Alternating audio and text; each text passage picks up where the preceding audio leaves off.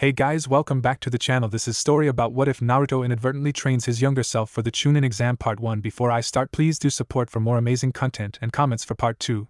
Do consider to subscribe my channel and share my video to your friends and check out the description as well. Let's start the video.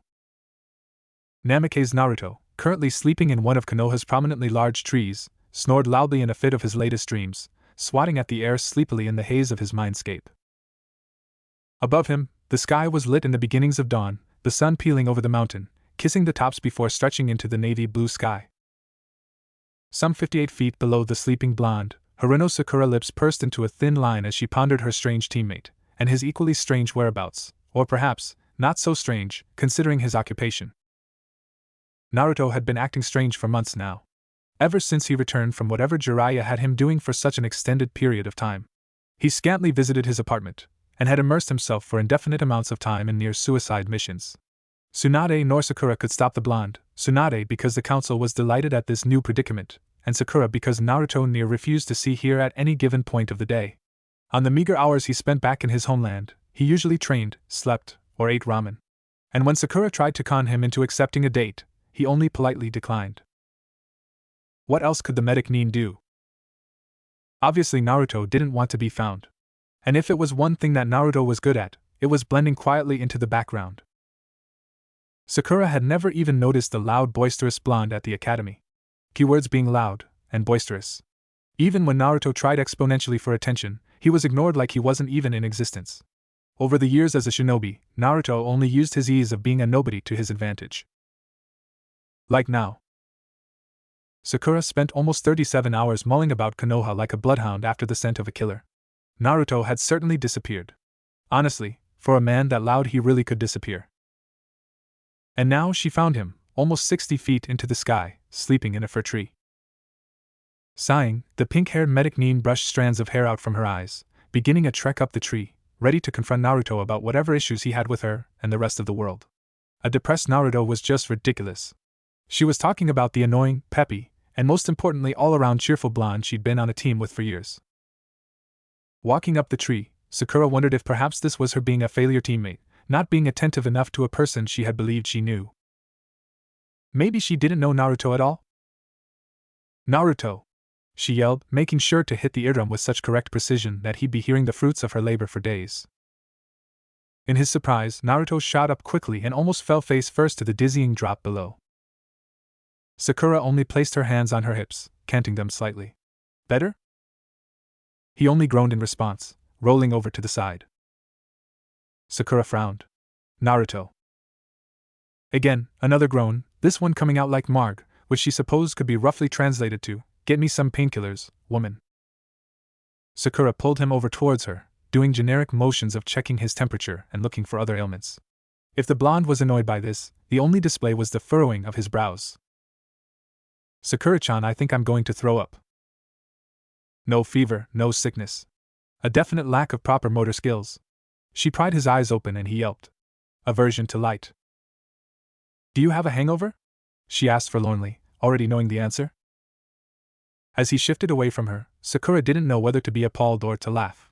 Naruto, who never came into the hospital not to avoid her but because he simply didn't need to, Naruto, who could walk through Konoha in flu season while everyone around him dropped like flies, suffered from a hangover. The common illness that everyone faces. Or the fact that he would rather hide up in a tree than face her to get the cure. Perhaps they really weren't friends anymore, their friendship, or maybe there never really was one, lost in the waves of time and the life of a shinobi. With her working incredible hours on her shifts at the hospital and Naruto trying desperately to kill himself overworking missions. Once she used her chakra to heal his hangover, she lashed out in another bout of yelling. Where have you been, Naruto? I haven't seen you in months. And whenever I ask you to do something you just say you're busy and completely ignore me. I've tried giving you space, for almost a full year now. Whatever your problem with me is, I suggest that you fix it. Now. Naruto sighed, pulling himself up to rest his weight on his elbows. I don't have a problem with you, Sakura-chan. He smiled sincerely. Sakura wanted to pull her hair out. Then what is the problem? It's me. Naruto confessed. And the entire conversation made Sakura feel like he was breaking up with her or something. It's not you, it's me. He'd go on to say, and I want full custody of our child, and most of the house. You can keep the spare bathroom if you like, the one with the faucet that leaks all the time. Definitely a breakup. Naruto, she sputtered. Are you breaking up with me? Are you breaking up our friendship? What? Naruto sat up quickly, trying to forget the sheer vertigo which had yet to be cured, and the fact his stomach was leading a revolt against him. No! I don't mean it like that. Then what do you mean? Sakura asked suspiciously, eyeing him carefully. I just mean that Naruto struggled for words. That I need space. What happened with Jiraiya? It really woke me up. You know I can't tell you, but I'm not ready to face it. I'm not ready for this to end. Thoroughly confused, Sakura only nodded her head. I just need some closure. Naruto sighed, dropping back onto the sturdy bark of the tree's limbs in a boneless heap of limbs and lemon peel hair. Mimicking his sigh, Sakura swung her legs so that she sat on the branch with him. Why don't we get you home, huh? I guess the blonde rolled over until he was crouched, and grinned. Race you to the bottom? Sakura smirked. You're on. Sakura pushed off the branch with her expert chakra control, racing towards the incoming earth parallel to the tree's trunk. The jagged patterns on the bark flew past her into a swirl of lines, and she dropped her feet down to begin running down the trunk. She couldn't see Naruto anywhere, and grinning, she knew she would win this. The tack of her sandals echoed down the tree as she flew at breakneck speed down the tree. So much for Naruto being some big shot Chunin, she was going to beat him hands down. But she should give him some credit. He got back from a strenuous mission mere hours ago, had a hangover that was only cured for less than a minute, and had just been woken up. But still. Suddenly, Sakura saw his form spiraling down like a rock, gravity pulling him faster than she could run. Shocked, Sakura sped up her pace to try to match Naruto's free fall. What was the idiot doing? He must have pushed on the tree with chakra, before just letting himself fall with gravity. The fall would be dangerous from that height, and knowing Naruto with his unstable chakra control, he'd be dead as he hit the ground. Of course, said Blonde was half asleep as he spiraled down the drop. Just inches before his head hit the ground, Naruto spun himself feet first, using chakra to hit the ground with a soundless impact, not even a footprint as indication he had landed with such force. As Sakura sprinted down the tree, running up to him seconds after he hit the ground, she looked ready to yell at him, eyes widened. What were you thinking, idiot? She growled at him, combing her hair out of her eyes with her fingers. Naruto shrugged, yawned sleepily and wedged a finger into his ear, and looked entirely too stupid. Nothing. Sakura groaned at his idiocy. Whatever, she decided that immaturity was the only correct method to handle him. Let's go. After your lead, my lady. He bowed with charisma, suave charm in his voice. Sakura sent him the "don't do that shit with me" look, before sauntering off in front of him. He wouldn't lie, the years had been good to her. But for some reason Sakura was Sakura. It was hard to explain why exactly it felt too wrong to ever think of Sakura like that. He followed her around Konoha without question, smiling contentedly at the bustling city that was sleepily beginning to awaken with the benign presence of the sun peeling over the mountains like a great peach. Sakura must be really worried, he thought, to have been looking for him for so long. He had always figured that with Sakura's long hours and his patterns of disappearance, she probably wouldn't notice his absence. It wasn't like they were even that good of friends until months after Sasuke's leaving. And even then, Naruto pondered if their friendship was simply Sakura's insecurity over losing her only teammate again, or if she had simply formed a bond with him because it was easier than forming one with an emotional invalid like Sai. Or maybe, her intentions for friendship were simply innocent. Sakura was about to make a left turn when Naruto stopped her. Keep going forward. Huh? Sakura blinked at him. Naruto, I'm positive this is the way to your apartment.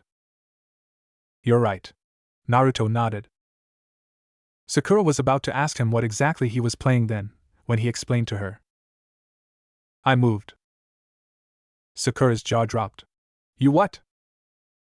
Naruto shrugged. I moved. Sakura stared at him with both skeptical intentions, and this deep feeling of sorrow wallowing in her stomach.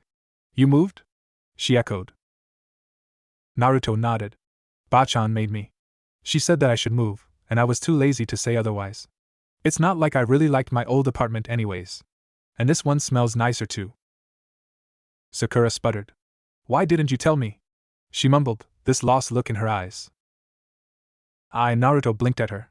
I didn't know I was going to, but then I guess I just forgot to tell you. Sakura was conflicted as to whether she should laugh at his forgetfulness, or be saddened by the fact that telling her about his move was obviously not important enough to warrant remembering. Well, I suppose you should lead the way then, she said finally. Naruto hummed in agreement, steering her in another direction entirely. A direction which, Sakura noted, led to the more expensive housing zone of Konoha. To say Sakura was surprised when she saw the towering apartment building would be an understatement. It was massive. And not only large, but clean. The reception area actually had real chairs instead of plastic ones, with very tasteful paintings and long stretched couches with modern rugs with odd patterns on them. The floor was actually clean, and in fact, so shiny Sakura could see her reflection on them. Instead of dark peeling plaster walls, the room was enclosed with glass, letting her peer into the fashionable elevator hallway and a lounge room with stretched TVs. Hello, Naruto-san. The receptionist chirped from behind the desk. Good lord, that lady must have like watermelons, and did she even remember his name? Naruto only nodded, steering Sakura into the elevator shaft. Naruto, she began slowly. Where on earth did you get the money for this? Naruto shrugged. I get by. Sakura blamed it mostly on the fact that he did a lot of missions, and only ate extremely dirt-cheap ramen. I can't believe you didn't tell me, Sakura said awkwardly, as the elevator doors closed around them and Naruto pressed the button for floor 11. The number glared back at her accusingly, mocking her, as if its stainless steel qualities were the exact embodiment of her useless ability as a friend. I would have been gushing about this place for months if I lived here. Naruto only smiled. I guess. But I dunno, I don't really like it here. What? Sakura gaped. Why not? It's beautiful, it's so modern and new. People would kill to live here. That's the thing though. Naruto shriveled his nose in distaste. It doesn't fit me at all. It's a civilian building, there aren't any shinobi who live here. Konoha's becoming so industrialized. You used to never see large skyscrapers like this one. It's only 20 floors. She chided him. The hospital's almost 40. But it's a hospital, Naruto emphasized. They need the space. This, he gestured around him, is just a civilian with a lot of money who built an investment to make even more money. Sakura sighed. Naruto was such a simple man. Well, if he'd rather live in a tree than live here, he certainly should be. The elevator pinged softly, and slid soundlessly to reveal a sparkling, lavish hallway with doors to apartments. They passed a strange, quirky abstract statue that kind of resembled a duck and a fish with a wicker hat. Naruto opened his, not even seemingly enthralled by the pristine carpeting or the artwork. Naruto's apartment, contrasting to the colorful and tasteful interior of the building, was bland, scantily furnished, and Spartan. There was only so much he could do to the interior, however, as the carpet was still lavish and plush beneath her feet, and even though his ratty couch still had its place among his living room, it was offset by the long windows and steel lining. I'm gonna hit the shower, he called over his shoulder. Make yourself at home. Easy for you to say, Sakura muttered, feeling out of place in his home that she'd never seen before. She snooped around a bit, poking her head into the cupboards, noting the very blatant lack of silverware, cups, and plates, but the abundance of cup ramen noodles. For someone like Naruto, who left trash littering his floors, the apartment was strangely immaculate. Not as if Naruto actually spent time to clean his house, but more with the air of someone who just simply didn't spend time at home, and therefore, had no mess to clean. Sakura distractedly humored herself with outrageous reasons as to how exactly Naruto could get the money for this place. Maybe he was a crack dealer in his spare time, and she laughed thinking of Naruto with a cigar on his lips yelling orders out to his mob, busting out a fake Italian accent and carrying himself like the leader of the mafia. Or maybe he had inherited it from his parents. Sakura knew he had found out who they were, but hadn't pressed the matter to learn their names. He could, and Sakura laughed aloud at this one, have become a strip teaser with his Oryoku no Jutsu. It certainly sounded plausible with someone like Naruto, whose humor and ultimate lack of respect for women had no boundaries. Sakura blamed Jiraiya for this one. When Sakura opened a couple drawers, her dreams crashed into reality. There was so much money, Sakura couldn't believe what she was seeing. How could Naruto even think to make this much? How on earth could he possibly even make this much money in his lifetime? Sakura felt a rush enter her, heartbeat fluttering in her chest as she pulled out several drawers, all with the same outcome. She leaned onto the counter, pressing the faintly cool back of her hand to her heated forehead. She had to calm down. Naruto was Naruto. There was no way he was involved in some sort of illegal business. But it was the only outcome that she could possibly think of for him to be carrying around so much money so languidly. Honestly, had the blonde heard of saving bonds? She shivered at her thoughts. What was Naruto doing? Maybe he was involved with a shady character that reminded her sorely of Gato from their mission to Wave. Maybe her illegal drug-dealing Naruto fantasies weren't that far off from the truth. Sakura what? Said Blonde toweled off his limp lemon-colored hair with one hand, the other on shifting the loose t-shirt around his broad torso. What is this, Naruto? She stepped closer. If you're doing something illegal, you can tell me. We're friends. I understand. Whoa, slow down, Sakura-chan. Naruto chuckled, rubbing his sunshine hair. I'm not a mob boss or anything. But Naruto, she said quietly, there's just too much. I don't even think the Sandaime made that much money in his lifetime. Naruto wanted to point out the Hokage's salary was shit, and it was unreasonably to compare him to a guy who was known to have refused pay for 3 years straight, but he refrained. Okay, Sakura, Naruto caved, and pulled out a chair. Sit down, this is going to be a long story. Gulping, Sakura sat rigidly onto one of his bar stools. She looked so frightened of what she was going to hear that Naruto wanted to laugh aloud. It's nothing bad. Naruto smiled lightly. Just unbelievable. Well, let's hear you out then. Sakura cautiously sunk into the chair. Naruto watched the skyline from his floor-to-ceiling window, smiling somberly as he did so. As you probably know, Jiraiya has taught me everything he knew about seals. From meager things like turning leaves to grass or big things like the Shiki Fuin. Naruto made a vague gesture to his stomach. Sakura nodded slowly. Right. I knew that. Well, of course he'd teach me some outrageous stuff. Theoretical stuff mostly. Like turning copper into gold, which a seal master can do, by the way, or big things. Like time traveling. Those are possible? Sakura blinked. Course. Naruto smiled. Sealing is a very broad topic, Sakura-chan. And much of it is very undiscovered. At any rate, Naruto began again. Jiraiya and I had discovered a way to use a wormhole to jump through small relapses in time. By doing so, I could essentially jump through time and land in the past or future, depending on how the seal was set up. Naruto. Sakura began bluntly. You don't expect me to believe that. Sakura.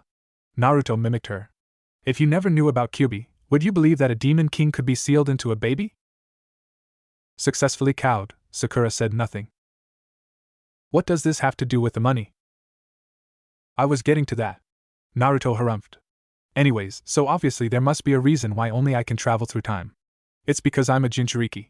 And not just any demon jailer, but the one of the Kyuubi no Kitsune. Since Kyuubi has infinite chakra, by tapping into his reserves I can create the wormhole needed to jump through time. Sakura's eyes widened in understanding. So, countries must be hiring you out. To travel back in time, yes? Naruto's gaze hardened. But it's a very dangerous topic, Sakura. Changing the past is a powerful way to rid enemies. Think about what countries would do if they learned of Konoha's new weapon. Essentially, I could wipe out people like Akatsuki before they even reach their first birthday. Naruto, that's amazing. Sakura jumped up. That means you could kill Orochimaru too. It's not that simple, Sakura. Naruto sighed. I'd successfully be destroying time and space as we know it. I'm no expert, I still don't know the mechanics of what my presence even does to change the world. Just by being there, and making small changes, I can influence what happens now. Even unknowingly. Therefore, I simply can't change anything. Oh. She drooped. I see. They lapsed into a poignant silence, as Sakura soaked in the information, the reason why Naruto always disappeared. It made more sense now, and while she was partially inclined to believe in this romanticized version of the world, she held her suspicions.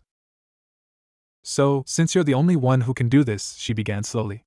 I guess your clients pay you a lot of money then? Naruto nodded, grinning. Yeah, but most of the time, I do work for Tsunade. The only person who had ever paid me was a daimyo from Kumo. And even then it was just to assassinate his to-be wife's former husband. Sakura stared at the drawers. Just one mission for all of that. Cool, huh? Naruto grinned.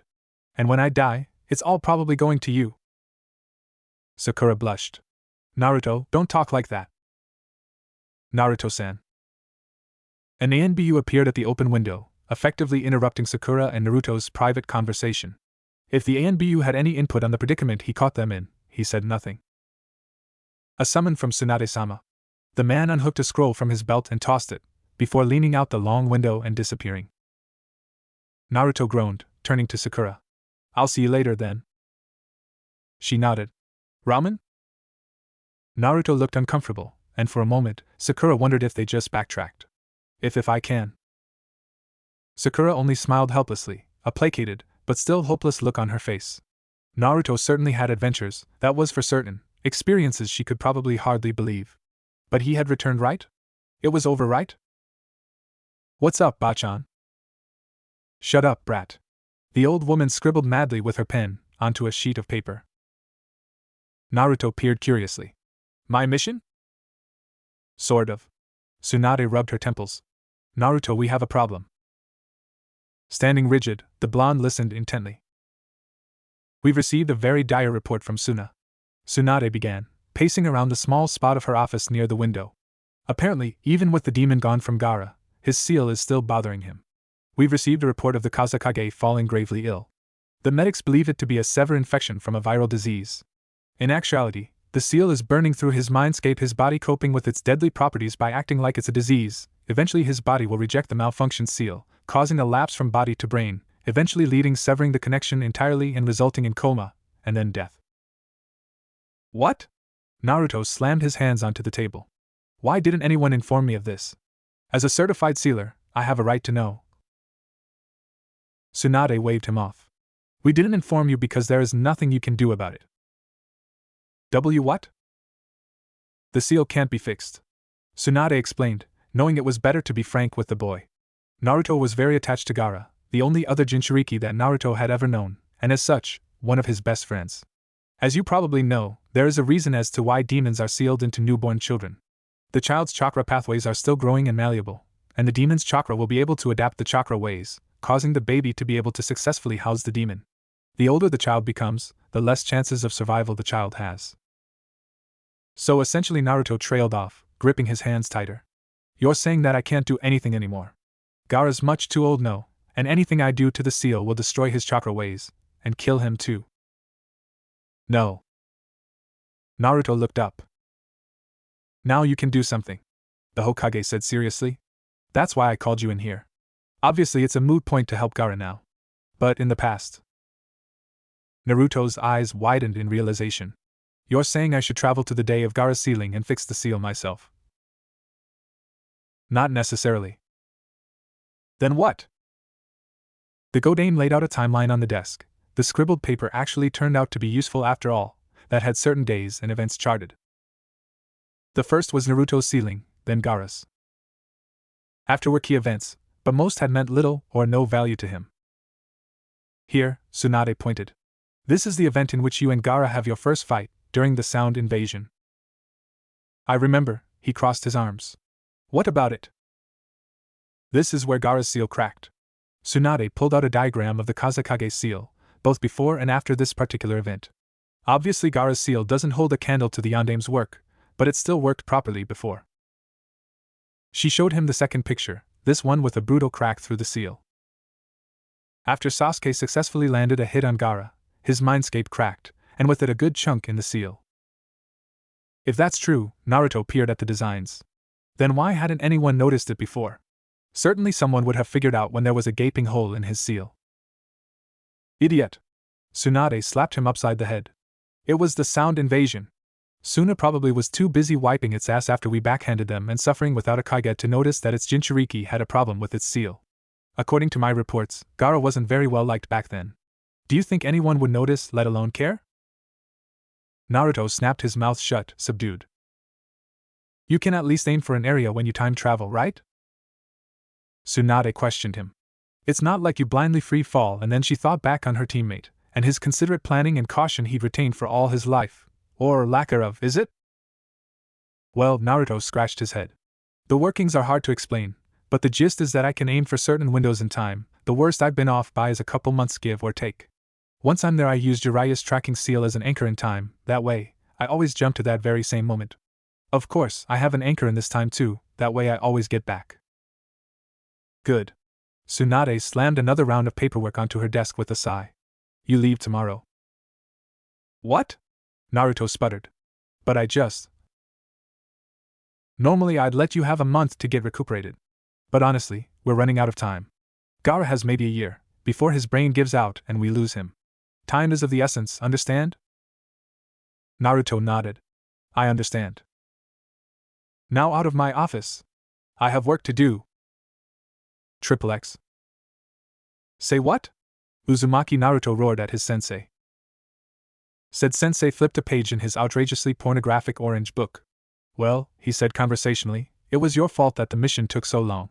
If you hadn't spilt all the paint onto the floor, we would have been done by noon.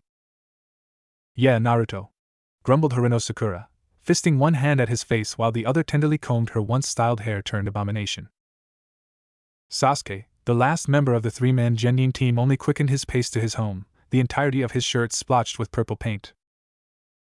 Naruto, in his defense, rubbed the back of his head sheepishly. Accidents. Accidents. He smiled. An accident won't fix my hair, dumbass. Sakura punched the blonde square in the face, watching with cynical satisfaction as the blonde flopped onto the ground.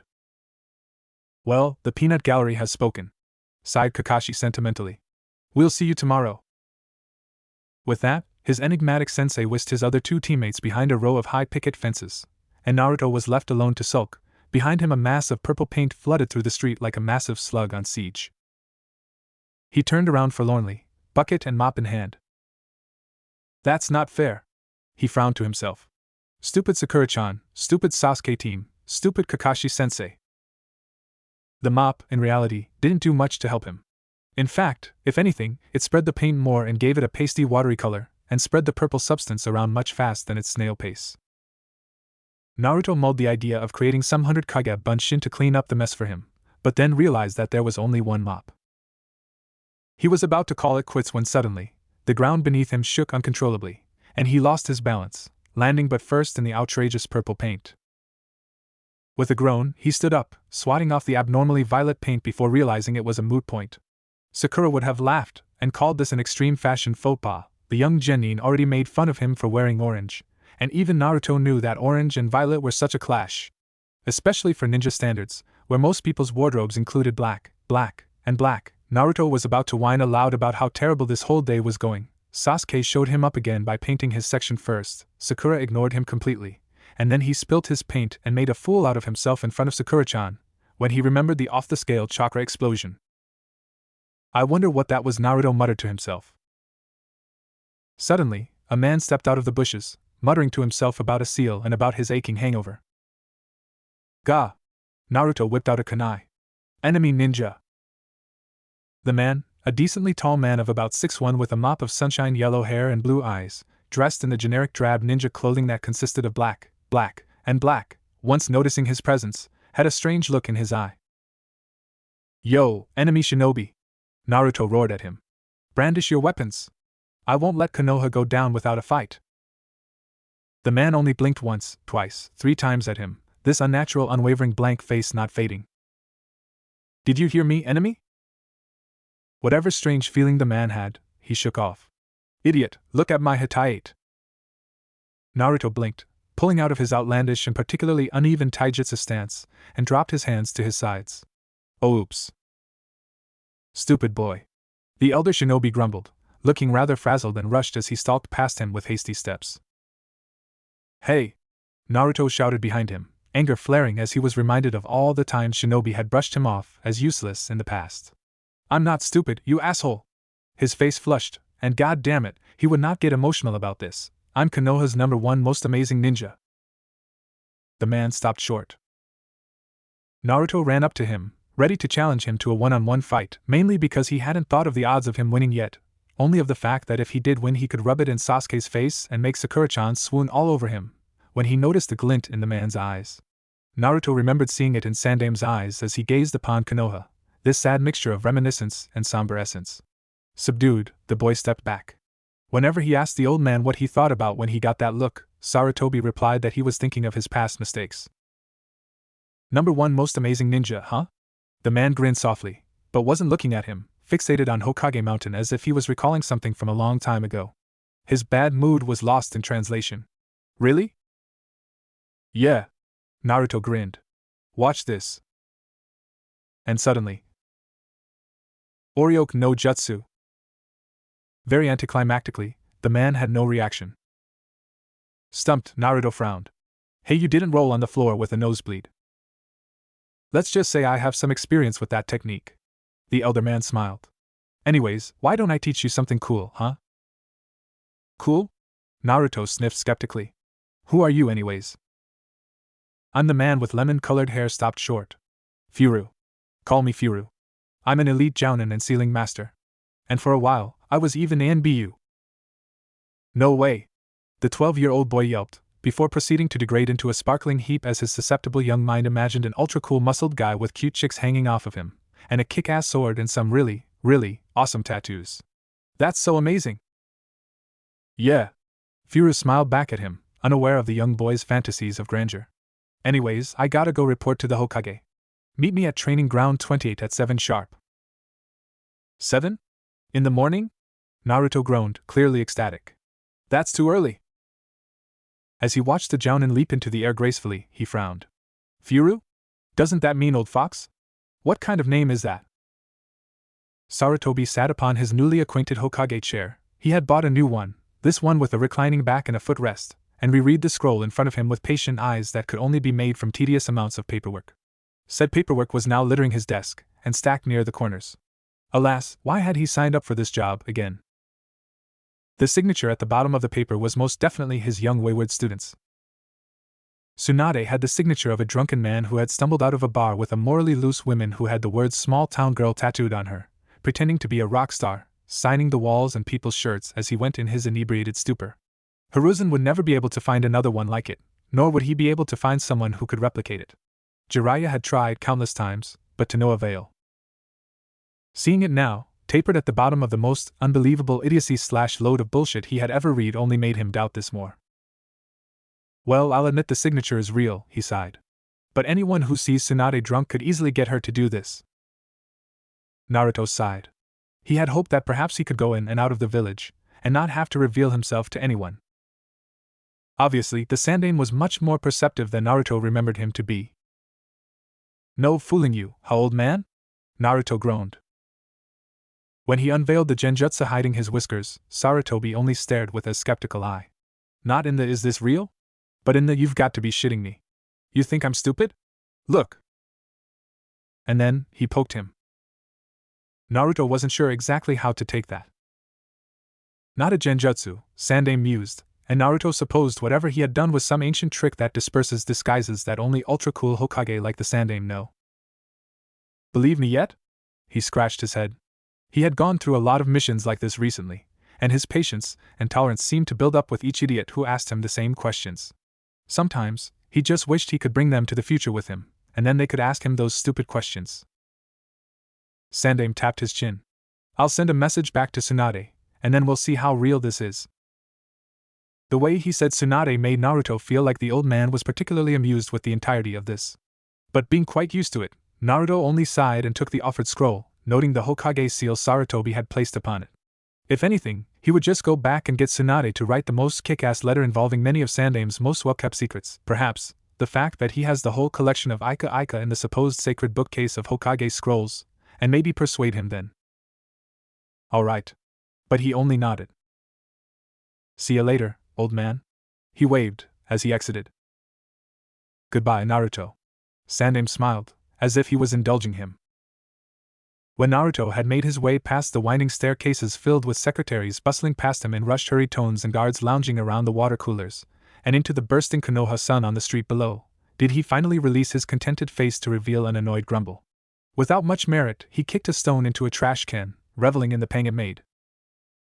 No one is ever going to take me seriously, he frowned, meandering to the days where he was just a brat who would do anything for people to see him, anything to be someone. He could so clearly remember trying hard to impress Kakashi-sensei, trying to be as good as Sasuke, but it just seemed like he couldn't do it. Like there was something wrong with him. Like he was born a defect. He was angered. He was an orphan. Who knew who his parents were? Sasuke came from a lineage filled with great ninja. Even his exiled older brother was super strong. Naruto would always be the nobody compared to him. Obviously now he knew it was totally untrue, Sasuke actually not holding a candle to Naruto's prestigious lineage from the Yondaime. But then, he blinked in surprise. Who said that it had to go that way? Who conducted the wavering between the past, present, and future? And then he grinned. Him, of course. With that, Naruto spun a 180 from his direction to a deserted training ground to set up his seal, and instead set course to the one place that a dejected, solemn, and overall lonely 12-year-old genin Naruto would be, Ichiraku. The smell of ramen spiked his nose long before he even saw the smoke rising from the stall's kitchen. For some reason, Naruto always knew exactly the shades of smells that Ichiraku's ramen had. The scent was more too distinct to him than any other, and Naruto doubted that it was simply because of the long hours he spent at the shop, but maybe because of the fox dwelling inside of him. Noticing his own spiky blonde locks from behind the shades, Naruto plopped down beside his younger self. "What's wrong, kid?" He grinned. The novelty of sitting next to his younger self had washed off long before. Uzumaki Naruto blinked in surprise. "Fura-sensei?" "Yep." Fura grinned. "I thought I would be out of town for a little while longer, but I had to stop by my favorite place in the whole world." He gave Ichiraku a thumbs up, but the man was shy to return it. If Fura wasn't under his genjutsu, the man would have probably recognized him and been more enthusiastic, but that was a moot point to think about. He noted his own dejected face. "What's wrong?" He feigned confusion. Naruto sighed. "Nothing. I'm just so mad. Why does Kakashi-sensei think Sasuke's so much better? I bet it's 'cause he's an Uchiha. It's not fair. Uchiha aren't as great as you think," he intoned with foreshadowing. However, Naruto didn't understand enough to notice. "So what happened?" "I tried to help Sakura-chan carry her groceries." Naruto blew a raspberry, leaning on his hands, elbows propped on the counter. "But instead I spilt them all. I tried to pick them all up, but they were cans. Some of them spilt, and Sakura-chan got really mad. And Sasuke called me an idiot." Fura could hazily remember something unpleasantly embarrassing like that happening. "Ah well," he smiled. "Your youth. You make mistakes. No need to be so down about it." "I know," Naruto groaned. "But before that, Sasuke beat me when we were training.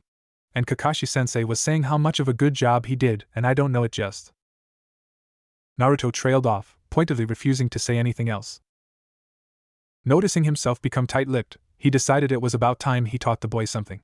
Obviously, the way he was going now would only tumble him even more to beg for attention, ultimately leading to the Chunin exams, and then Sasuke's leaving, in which he chased after the Uchiha so strongly that the hurt of the rejected friendship would leave him scarred. Well, obviously he got over it, but it wasn't a process he'd like to repeat. "Why don't I teach you something cool?" Naruto gaped at him in some sort of godly admiration. "Really?" "Sure."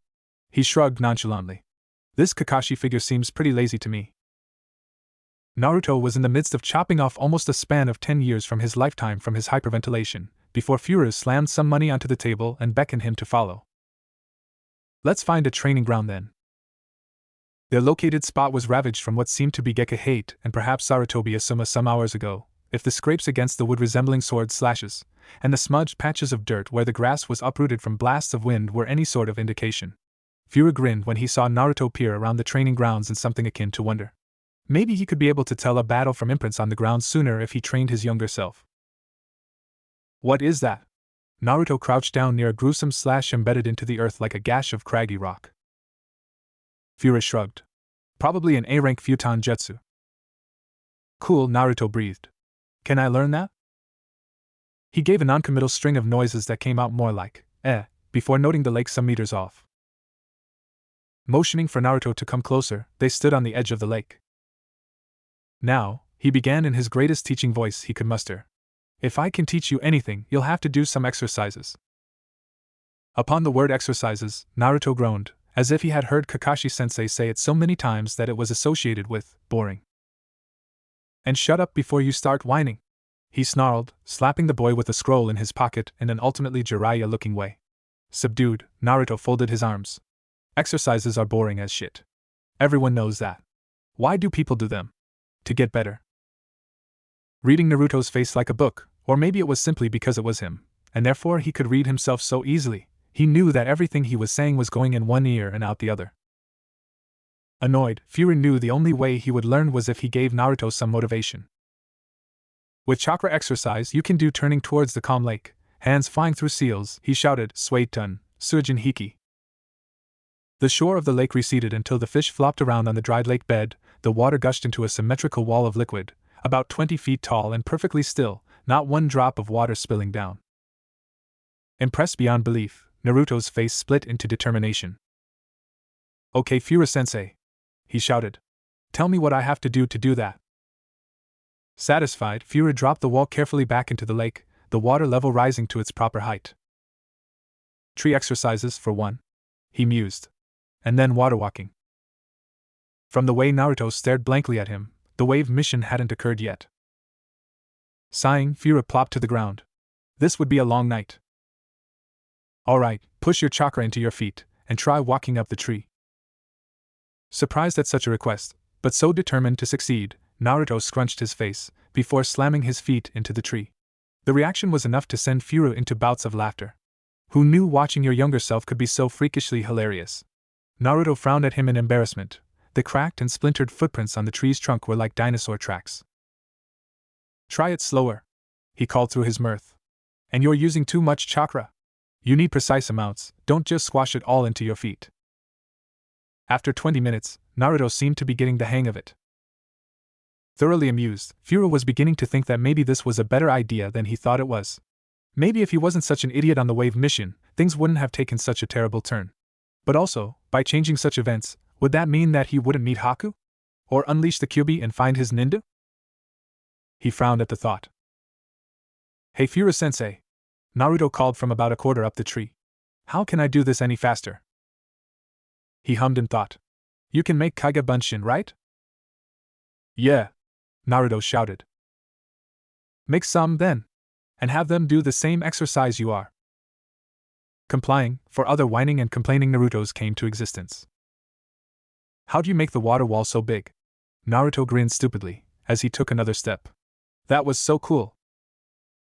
His younger self was so easily impressed. He smiled. "You don't have to make the wall so large. Actually, it's impractical to do so. You're better off keeping it at a smaller height, enough to stop a Katon Jutsu, so that you can summon the water from the atmosphere, and don't need a lake to." But Naruto probably wasn't listening, too busy laughing contentedly as he took faster steps, hands outstretched like a young child pretending to fly. His clones didn't seem to be doing too bad, either. His giddy appearance, and his excitement about tree walking reminded Fura of Sakura's impressive chakra control. Just this morning the two of them were showing excellent displays of chakra control. Naruto didn't know too many people who could sprint down a tree the way Sakura did. So soundless and effortlessly, the true imprint of being a medic Nin with her perfect control and precise chakra. Of course, he didn't know too many people who could fall and land off a 60-foot tree without making an imprint or sound either. Remembering Sakura, and his present, he decided he'd take his leave. "Naruto," he called. "I'm going to be leaving now. Keep practicing those exercises, okay? And if you complete the tree walking, move on to water walking, okay?" Naruto made a vague noise of agreement around his laughter, and Fura took his chance to whisk away to a denser part of the forest, where he could use the seal in peace.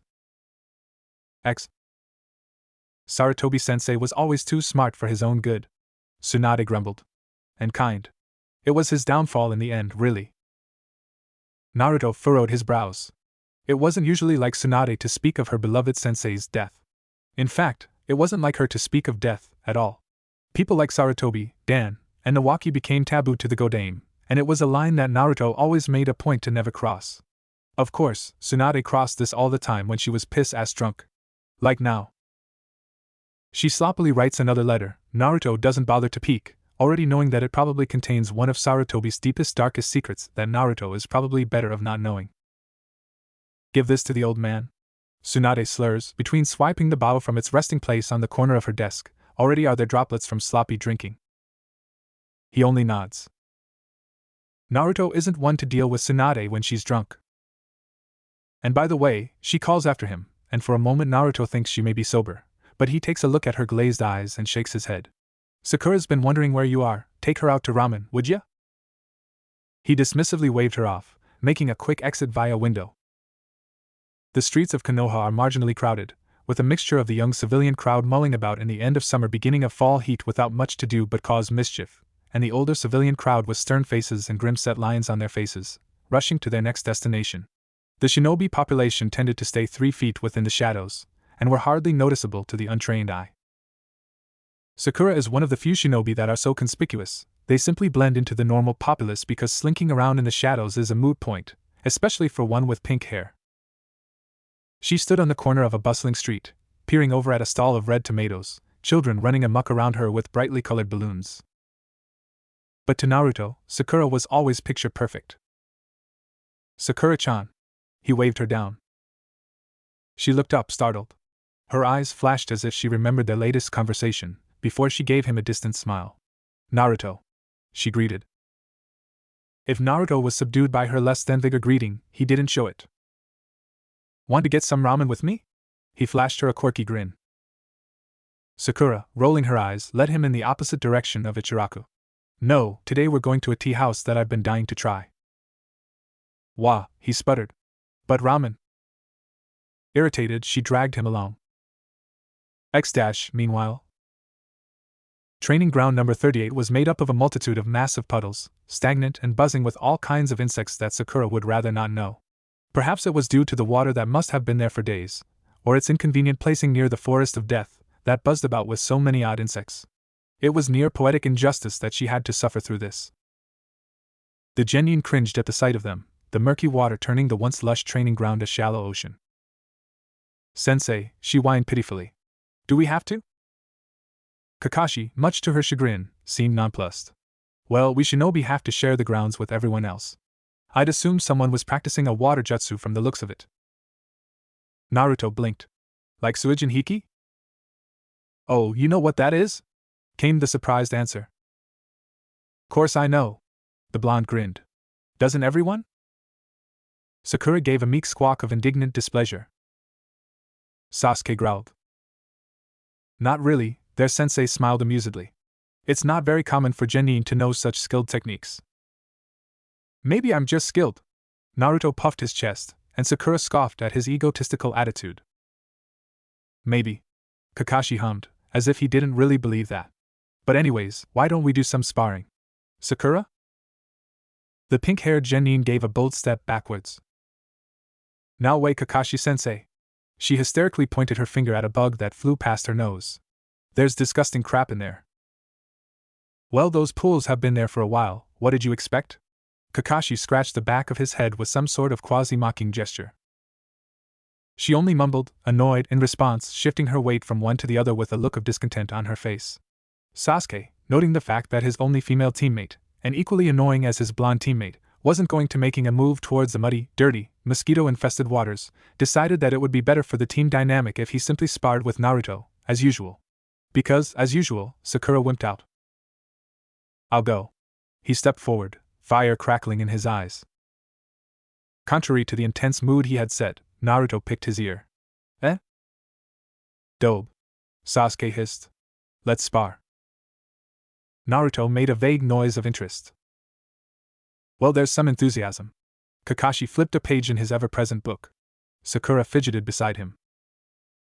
Growling in something akin to frustration, Sasuke hurled Naruto into the training ground, the blonde sputtering in surprise as he turned in the air and pushed off of Sasuke, before both of them went hurtling into the sludge. Coughing, he wheezed, "What the hell was that?" Sasuke obviously wasn't going to answer him, as the Uchiha pulled kunai from his thigh pouch and struck 8 of them into Naruto's chest, clouds of smoke revealing a log skewered with them. In a near-pharaoh-like gesture, the Uchiha crouched, watching the unmoving brown water for any signs of his blonde teammate. When bubbles surfaced, his immediate reaction was to throw his weapons at them. Instead of a blonde genin yelling in pain, an explosion tag detonated inches from his face, and he jumped into the pool of mud water to escape the blast. Sasuke cringed at the brown that covered his shins and ankles. Naruto took the opportunity to slam into his teammate, reaction and taijutsu off, but he was able to successfully push Sasuke backwards. In return, the Uchiha used Naruto's momentum to carry the both of them in the same direction, before bending his back in an attempt to dunk both him and Naruto under the water. Whether this tactic would result in both of them spewing out chunks of mud and bugs, or if he'd be able to recover in time to have the winning blow was up to digression. Neither of those plans happened. While Sasuke dunked into the stagnant pool of thick, muddy water, Naruto used his newfound techniques to plant himself upright on the water's surface. The blonde smirked triumphantly as the Uchiha came up gasping for breath, wiping at his eyes to fling the mud out of them. "Very good, Naruto," Kakashi congratulated, genuinely surprised. Naruto only chuckled. When did you learn water walking? His sensei inquired. I don't recall teaching you guys this skill yet. Oh, you know, Naruto grinned, whiskers enhancing this to make an altogether foxish and sly visage. Just around. Skeptically, the silver-haired Jounin only hummed in agreement. Inwardly, he wondered which Jounin had taught Naruto the skill, and also, which Jounin would. He was keenly aware of how little the numbers of people who cared for Naruto were compared to those who didn't. At any rate, I'm very surprised. Kakashi tooted. Very good work. Naruto smiled, basking in his pride. Behind him, Sasuke irately sloshed off the mud from his arms, growling and pushing past the grinning blonde. Naruto was about to taunt the Uchiha, when he noticed his dry teammate, and the one who chickened out, cooing over his mud-slicked hair, trying to brush it back when Sasuke slapped her hands away. Naruto's pleasant smile turned into a frown when he noticed the way Sakura doted on her teammate. Why didn't she ever do that with him? The bittersweet of his battle left him with a sour taste in his mouth, as he loitered around until he made his way to Ichiraku. He kicked a can in his frustration, before plopping into a bar stool at Ichiraku sullenly. Why did Sakura only seem to care for Sasuke? Why didn't she even congratulate him? It was Sasuke who ate mud anyways. He frowned petulantly. You look all sad today, Naruto, said Blonde's day brightened incredibly as he noticed the taller figure who had sat next to him. Fura-sensei. He grinned. The other blonde, well, his hair was dulled a bit. Naruto didn't know this was because of a genjutsu, to resemble murky golden waters, like more of a light brunette, smiled in response. Naruto noticed that it seemed a lot like the kind of smile that lit up in Kakashi-sensei's eyes. As if Furu was humoring him with his good nature. Absent-mindedly, beneath his initial joy at seeing the other man, he wondered what Furu was hiding behind his smile. Did something happen? The man asked, concerned. Naruto shrugged feebly in response. Nothing really, I used that cool water trick you taught me to beat Sasuke. But then, Sakura-chan didn't even care, she only cared about Sasuke team. Furu watched him with empathetic eyes, and Naruto wondered what he was thinking. Maybe Furu thought he was stupid. Naruto was a ninja, after all. Ninja were supposed to be cool and unemotional, not hung over a girl with pink hair who didn't even like them back. In reality, Furu was contemplating his final moments in his own time, and Sakura's concerned face. She clasped her cup with her small, lithe fingers. Her reflection refracted in the tea's surface, showing choppy images obscured by the movement of the water. I'm just worried is all. She sighed, verdant eyes bright and shiny like mirrors, glossed by a sheen of wetness. Naruto averted his eyes in response. You don't need to be worried. This time travel business just seems so scary. She explained wobbly. Don't you ever feel uncomfortable? Like now, the blonde thought sourly. At times, he ended up saying, I care for you, Naruto. Blades of green grass touch the blue sky. And I don't want this. Is it bad for a ninja to like girls? Huh. Fura blinked. Girls. Naruto elaborated, pink tinged his whiskers cheeks. Is it bad for a ninja to like girls? Instead of worrying about, well, ninja stuff? Furu almost laughed, but refrained, knowing how it would make his younger self feel. It's natural. Ninja are human too, you know. You're going through a time when a lot of your thoughts are centered around girls. I guess, Naruto frowned noncommittally, slurping his noodles. He must have gotten them when Fura had dozed off. And then, he brightened. But ninja stuff like water walking is cool too. Speaking of water walking. I said that I'd teach you that Suiton jutsu after you finished water walking, didn't I? Fura mused aloud, rubbing his chin in mock thought. Yeah. Naruto jumped out from his seat. I spent the whole 3 days you were gone practicing water walking so I could learn. Furu watched his younger self, humor dancing in his identical sky blue eyes. Even at 12, he could train all night and wake up with complete chakra reserves. The fox was useful after all. Well, come on, Fura beckoned, beginning to walk over to training ground 39. I know just the place. He's dangerous. Quiet voices echoed into deep murmurs against the Hokage Tower's corridors. But it's not like. Afraid it's not your decision, Tsunadeheim. The council. And then, a bang. The council can suck my. The first voice again was shock, Tsunadeheim. Well, I don't give a shit what you and your council think, either did the Sandame, or the Yondaime. All you ever do is pull bullshit ideas out of your asses all day and think they're worth my time. As Sakura moved closer, the sentences stopped overlapping like choppy, unclear waves against a dark sea, and into actual literate sentences. She noted two things from the bits she heard. 1. They were inevitably talking about Naruto. The council was never so bold as to confront Tsunade on anything as much as they did her teammate, and Tsunade usually never rose to such ire. And 2. She was drunk. The woman paused outside the door, deciding that it wasn't her pace to eavesdrop, even though it was hard not to, seeing as the open door did nothing to keep the voices in, nor to interrupt. As much as she'd like to. Naruto held a dear part of her heart, not the romantic part, as much as he would have wanted many years ago, and it hurt to see that many people still hadn't gotten past their hatred for the beast inside him. An elder woman huffed, and stepped outside, a just as wrinkly man accompanying her. They sniffed as they walked past her, and Sakura, miffed beyond belief, glared daggers as they made their way down the hall. She never liked them very much, all stuffy and moronic, never seeing past their goals. Or perhaps, that was the problem. They thought too much for the greater good of Konoha and not for the individuals. And more importantly, they depended on Naruto to carry their missions, even though they despised him.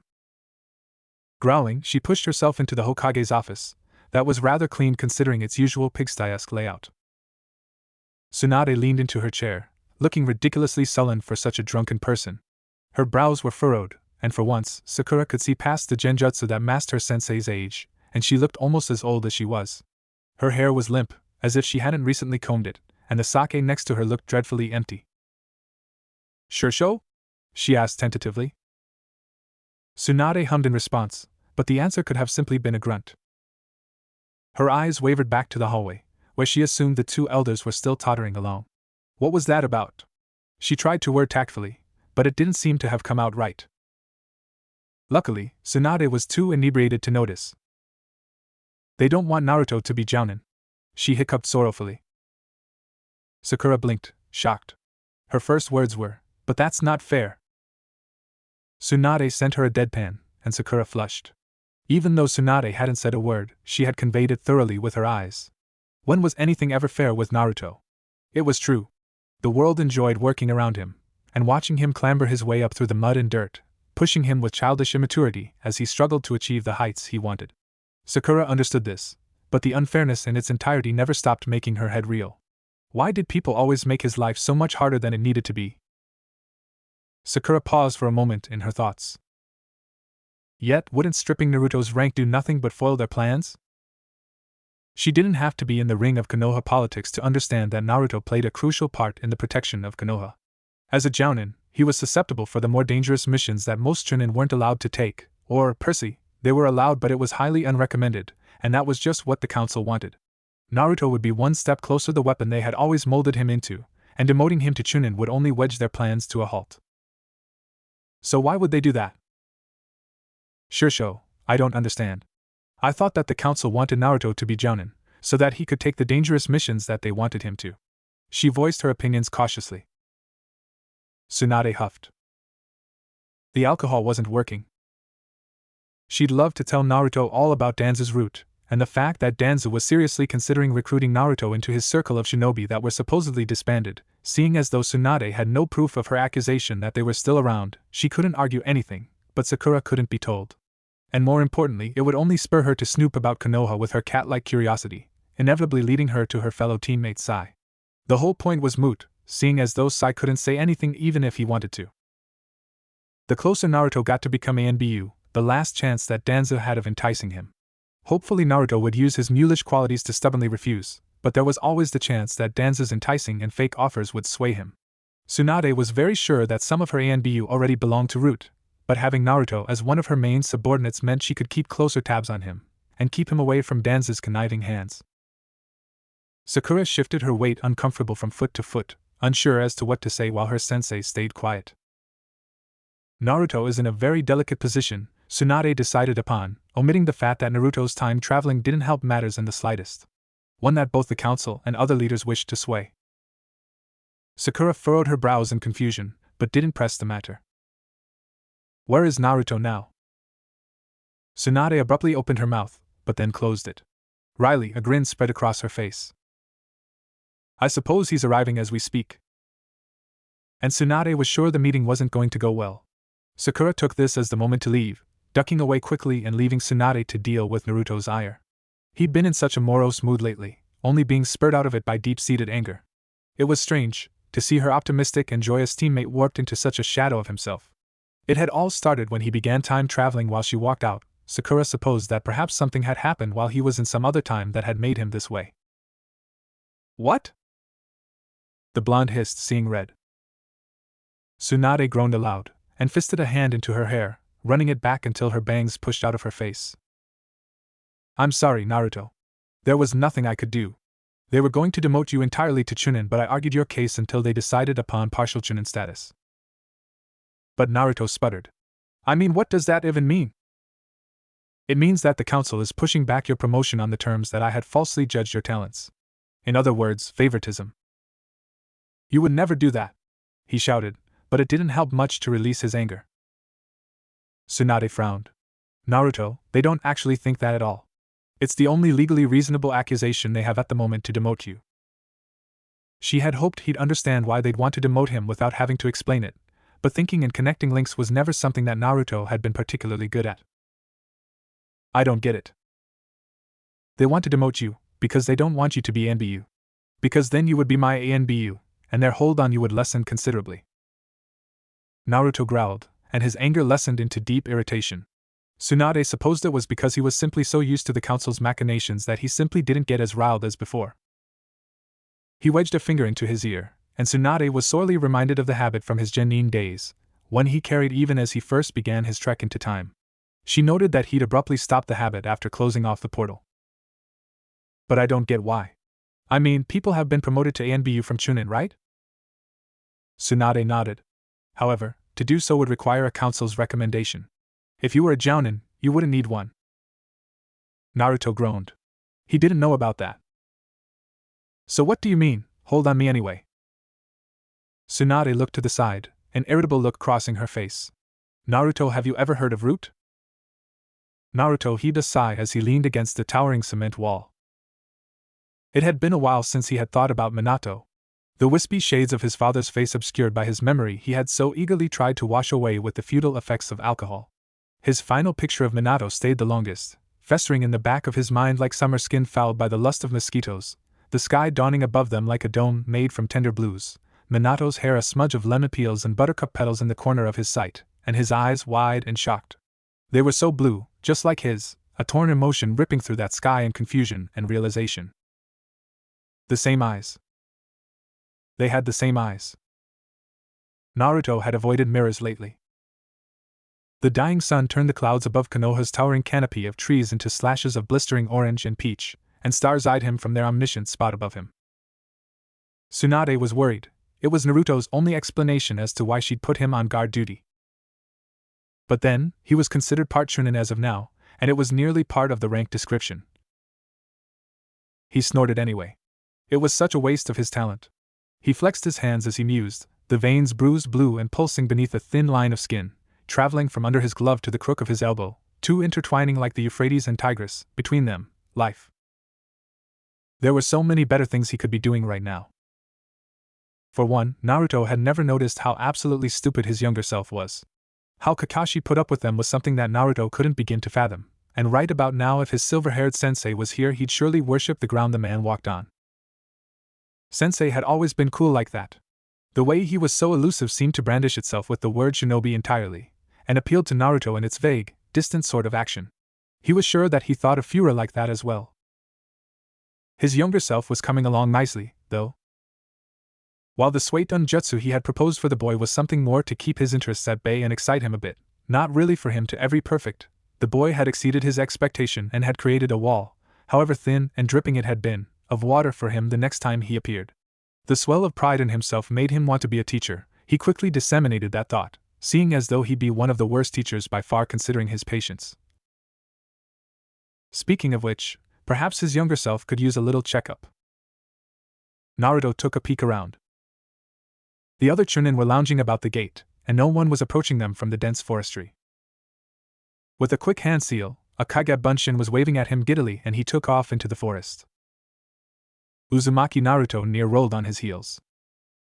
He couldn't wait to tell Sensei about the mission. He let his thoughts carry away from Haku for a moment, and rather to the entire fast-paced action of the entire mission that he was just dying to tell someone.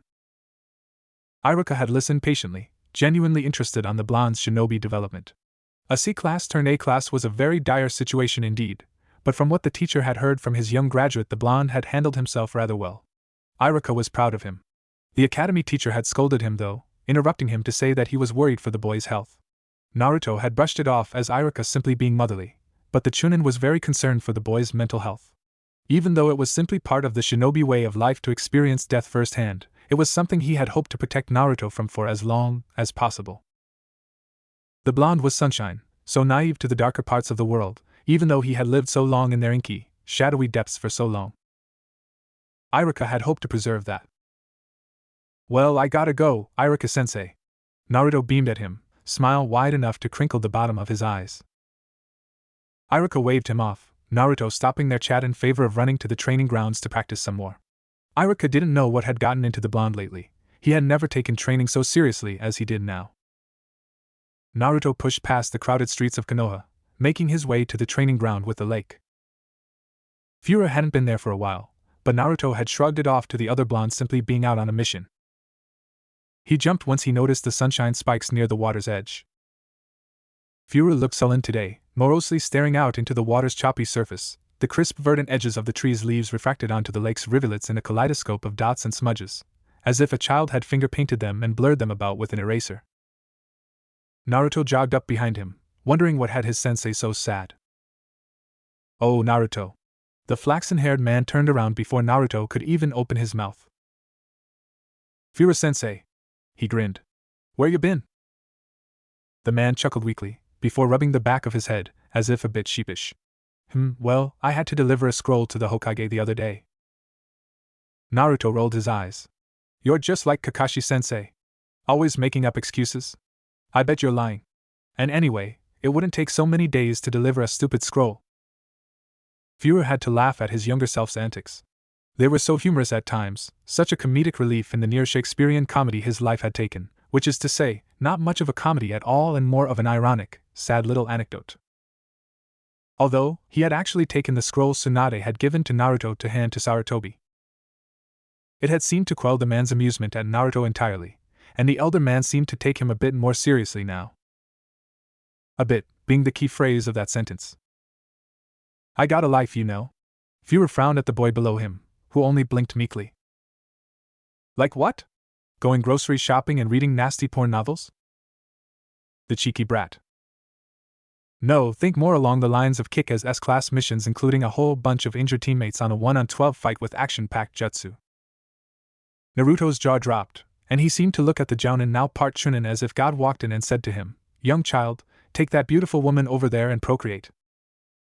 Really? Yes, that did really happen, he intoned solemnly, before he opened his eyes to smirk viciously to the younger boy. But not recently. On Naruto's side. I wanted to hear all about it. Oh. Yeah, I was gonna tell you about my mission? Fura's brows raised. Oh? Yeah. I went to Kirigakure with my team for a mission. This old guy wanted us to escort him to his bridge or something dumb like that, and when I first met him I thought he was just some stupid drunk who didn't know how to tell north from east, so I thought it would be stupid. But then it got awesome. These creepy dudes came out of nowhere. Reminiscing on the days of his very first A-class mission, Fura's mouth quirked into a wry smile. Watching his younger self only seemed to make him relive those moments even more. For some reason, it was unbearably hard to connect between his present and his past. Seeing the boy in front of him made him miss all the whimsy and unknown of the shinobi world, remembering the days when he only brushed the surface of the death and carnage, his exuberance near tangible, and the memories he was reliving so palpable that he could taste the desire for greatness on his tongue, sweat-slicked and hard-wit-driven. Strange, month after month of brutal training and frantic pulse rates conglomerate into the man he was now, a shadow of the passionate man he once was. The young boy's mouth sped up quicker as he recalled the beginnings of the bridge fight, faltering a bit with a wavering stutter as he bypassed the ending of his fight with Haku, eyes downcast and wedging his feet into the dirt. His fists clenched at his sides. What had time traveling done, this new adventure in his world, one he anticipated so greatly it was like his dream of becoming Hokage, but warp himself into a strangled creature of himself. The knowledge washed upon the troubled shores of his mind. Perhaps ignorance really was bliss. Are you even listening to me? Naruto demanded, put his hands on his hips. No, but he could guess. You had just gotten past the part where you and your sensei scared the bad guys. And you were saying something about the bridge's name. The young blonde immediately brightened. They named the bridge after me. Isn't that great? It's called the Great Naruto Bridge. I bet Sakura likes me tons now that I have a bridge named after me. I'm sure, he said condescendingly, but Naruto didn't seem to pick up on the sarcasm. Fura tapped his chin thoughtfully. He would have gone with a wind jutsu, but he'd have them covered by the time he was 16, and it would be a moot point to teach it so early. He tried to think about something he didn't know. Obviously the Rasengan was out of the question, he needed to keep his time with Jiraiya. Looking at the way Naruto was impatiently staring up at him, he figured the boy would whine continuously if he taught another Suiton jutsu. Well, a Katon jutsu would certainly do the trick. Alright, he clapped his hands. Today we'll try Katon, Housenka no Jutsu. No way! Naruto yelped. Fura looked down, puzzled. What's wrong with it? Naruto sputtered a bit, pushing his headband up as he did so in what looked like irritation. There's so much wrong with it. First of all, Sasuke team knows that technique. I'd look like I copied him if I did that. And anyway, if Sasuke team knows it, the jutsu is obviously not cool enough for me. The boy with lemon-colored hair finished with a bit of a haughty sniff. Fura resisted the urge to roll his eyes. Hey, be thankful I'm even teaching you, let alone solely teaching you ninjutsu. I must be out of my mind. Naruto didn't do anything but pout and fold his arms, and Fura wondered just how much of a menace his younger self really was. Fine, fine. He huffed in annoyance. I'll teach you a really cool technique. Immediately, Naruto bounced and leaned closer. Fura mused that it wasn't really changing anything. If he did teach Naruto an A-rank Katon jutsu, it's not like he'd be able to learn it in time for the Chunin exams, right? And anyway, it was much too difficult for Naruto to learn at this point. Fura was counting on the fact that Naruto was ridiculously stubborn in his practicing, and usually didn't think unconventionally when training and wouldn't think to do otherwise. Hopefully that would offset the boy until he learned it later in life, with a proper teacher. Not a time-traveling older version of himself that really didn't have the time to explain the mechanics of the technique. Well, Naruto snapped after long moments of waiting. What is it? With a triumphant smirk, he said, Katon, Karyu Enden. And rather anticlimactically, Naruto snorted. What's that? Fura abstained the idea to ram his head into a nearby tree, and instead smirked even wider and began to make hand seals. Naruto watched wide-eyed as he suddenly shouted the incantation, and a monstrous molten dragon erupted from his mouth in large, hot streams of fire, and twisted around in the air in practiced whirls of flames, entwining in the sky like grappling hands of red. As the dragon died into embers, targetless, Naruto whirled around with eyes the size of saucers, near gleeful. I get to learn that? He near shouted. Fura grinned. Yup. But it's up to you to figure it out yourself, because I'm leaving the country for some business. That's fine. Naruto interrupted hurriedly, bounding closer to inspect the hand seals. Now it starts with. Uzumaki Naruto near skipped to the red bridge to meet his teammates. Sakura was already waiting, hands placidly behind her back and bottle-green eyes skyward. She leaned against the bridge with her legs crossed, and didn't seem to notice the amassed exuberance that tailed about the blonde like a puppy, or, perhaps, a large monster would be a better analogy to the size of his happiness. She looked at him quizzically, noting the burns on his cheeks. What happened to you, Naruto? She questioned, voice laced with annoyance. Naruto always got himself into trouble. Naruto's hand immediately flew to his cheek, grinning sheepishly. He was sure that Kyuubi had healed most of them, or at least, the really horrid ones. True to Fura-sensei's word, he left in quick, hurried paces and disappeared for the better part of the week, only coming to deliver more scrolls to the Hokage. When Naruto had asked why the Hokage needed so many of them, Fura had evasively told him they were correspondences with one of the Hokage's old, dear friends, and hadn't said much else. Naruto thought that Fura must be a very in-demand kind of shinobi, judging from how he never had free time, and he wanted to be just like that when he was older, always doing something cool and interesting all the time. Except, what he didn't know was how much Fura was beginning to despise that. Naruto didn't have much lecturing on even the basics of fire techniques, nor did he know anyone who did. At least, he didn't recall any, until Sasuke carried his brooding self up the bridge. So the dobe's done some training. Sasuke snorted derisively, crossing his arms. Naruto, contrary to usual, near-gaped at his teammate. Sakura wavered her gaze between the two of them, both confused and worried for the lack of banter. After a few moments of silence, Sasuke opened his eyes to see the blonde staring at him in a new light.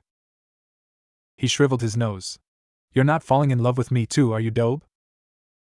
Sakura blushed furiously. There was some sort of dawning realization in the blonde's eyes, and his thoughts began to cork into gear to summon up a plan worthy of his pranking days. Naruto let the implied insults slide off his back. "Please, Sasuke, even if I was gay, I don't do the brooding, annoying, idiotic losers like yourself." The Uchiha snarled and Sasuke whipped out a kunai and pinned it to the wooden pillar near Naruto's left ear. The blonde only smirked. "What? Struck a nerve? Sorry that you're so stupid, I can't really help you there. I bet if we took the Chunin exam again, I'd pass and you'd flunk out like a dumb ass." Naruto flipped onto the railing behind him as he taunted. Just as he'd expected, Sasuke lunged towards him, and the two toppled into the grass on the other side of the bridge, mere inches from the river's edge. He threw the Uchiha off of him, and distanced himself enough to be able to dodge a katon just by diving into the lake. He grinned cockily, wiping some dirt off of his chin and watching Sasuke clench his fists in anger. "Is that all you got?" He mocked just a little more, "and here I thought you knew some fancy jutsu." "Katon, Gakkaku no Jutsu." Naruto dodged just as Sasuke spit out an enormous fireball, watching as he made the hand seals closer to his chest and farther away from his face, as to dodge the burning hot flames. Sasuke kept his hands in the dragon seal far longer than normal jutsu, and his mouth was open akin to a smoker's, open enough to allow puffs of smoke, or in Naruto's case, a massive fire dragon. He supposed what he'd have to learn how to control on his own was the form of the dragon, and the dragon itself. The more Naruto pondered this, the more he realized that this was going to be a lot harder than anything else Kakashi-sensei or Fuhra-sensei had ever tasked to him. But he was determined. Not only to show Sasuke and his stupid fire jutsu up, but to impress Fuhra-sensei. Naruto yelped in poorly concealed joy, whooping spectacularly and loud enough to make Sasuke lean to the left and cringe visibly. In a way not unlike his usual exuberance, the blonde was grinning ear to ear until his eyes crinkled at the edges and his cheeks looked round, splitting his face and creasing his brows. Sasuke, in contrary, had his arms folded and didn't look particularly happy, aside from the glint in his darkened eyes, no doubt thinking of the immense power he'd be able to learn after reaching Chunin. Another step on the ladder. Naruto seemed to take the paper in front of him the way a dying man at sea may take the ground, flopping onto the ground in a joy unmeasurable by human standards. The two boys were too immersed in their own desires to notice Sakura carefully brush fresco wisps of hair behind her ear, and look away, eyes averting from the Chunin examination forms completely. Her eyes, settled somewhere between two buildings, flickered to her two teammates, who didn't seem to notice anything was amiss. "I can't wait, Sakura-chan." Naruto was mock-whispering to her. "I've been learning all these new jutsu." At this, Sasuke snorted. "Well, it's true." Naruto bristled. "You'd be shocked to see what I can do." "And what can you do?" Sasuke rolled his eyes. "Snort ramen out of your nose." "That was one time," Naruto protested hotly. Their banter did nothing to soothe Sakura's tender conflicting of emotions. Naruto, even though he usually had one finger in his ear and a dumb look on his face, had improved immensely ever since his Fuhra-sensei showed up. Sasuke was convinced that he was a figment of Naruto's imagination, and Kakashi didn't seem too worried, but Sakura was partially inclined to believe him, and while he hadn't shown them anything that could back up his claims, he certainly didn't stumble in his kata. Not like she did, anyhow. And Sasuke, well, Sasuke was going to do just fine. He was considered the best rookie genin for a reason. The two had erupted into a full-blown argument without Kakashi-sensei to break them up, and Sakura leaned against the bridge with her hands behind her back. It was smooth and dreadfully cold, but she sunk into it lower anyway, as it anchored her to the ground and leveled her thoughts. Sakura shook her head. She could do this. She looked up to see Naruto nimbly dodge the kunai in Sasuke's hand with a gravity-defying flexible flip backwards, before tumbling into the wooden flooring of the bridge and spitting out shuriken from his pockets faster than she could blink. Sasuke deflected them and threw a fireball at Naruto, who dived over the edge of the bridge and landed perfectly on the water. Sasuke followed with unsteady steps, but got his footing and began to throw more knives at Naruto. Or not. Naruto frowned to himself, as he studied the forestry behind Konoha's looming gates. The guard tower was quiet, seeing as though his only company was snoring in the corner. Dawn was crisping at the edges of the mountains, sunbeams crossing patterns onto the canopy of leaves. Naruto had one hand in his pocket, sleeves folded above his elbows so the edges of the fishnet shirt could be seen from underneath. The lines of his jacket covered the hidden pouches of weapons hidden in the pockets of his shirt. Guard duty. Naruto sighed. He thought he was done with this.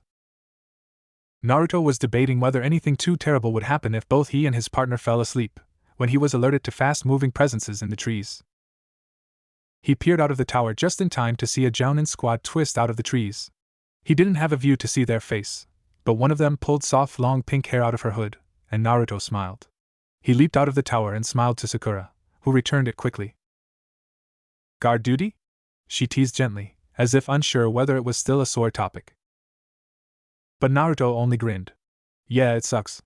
How was the mission?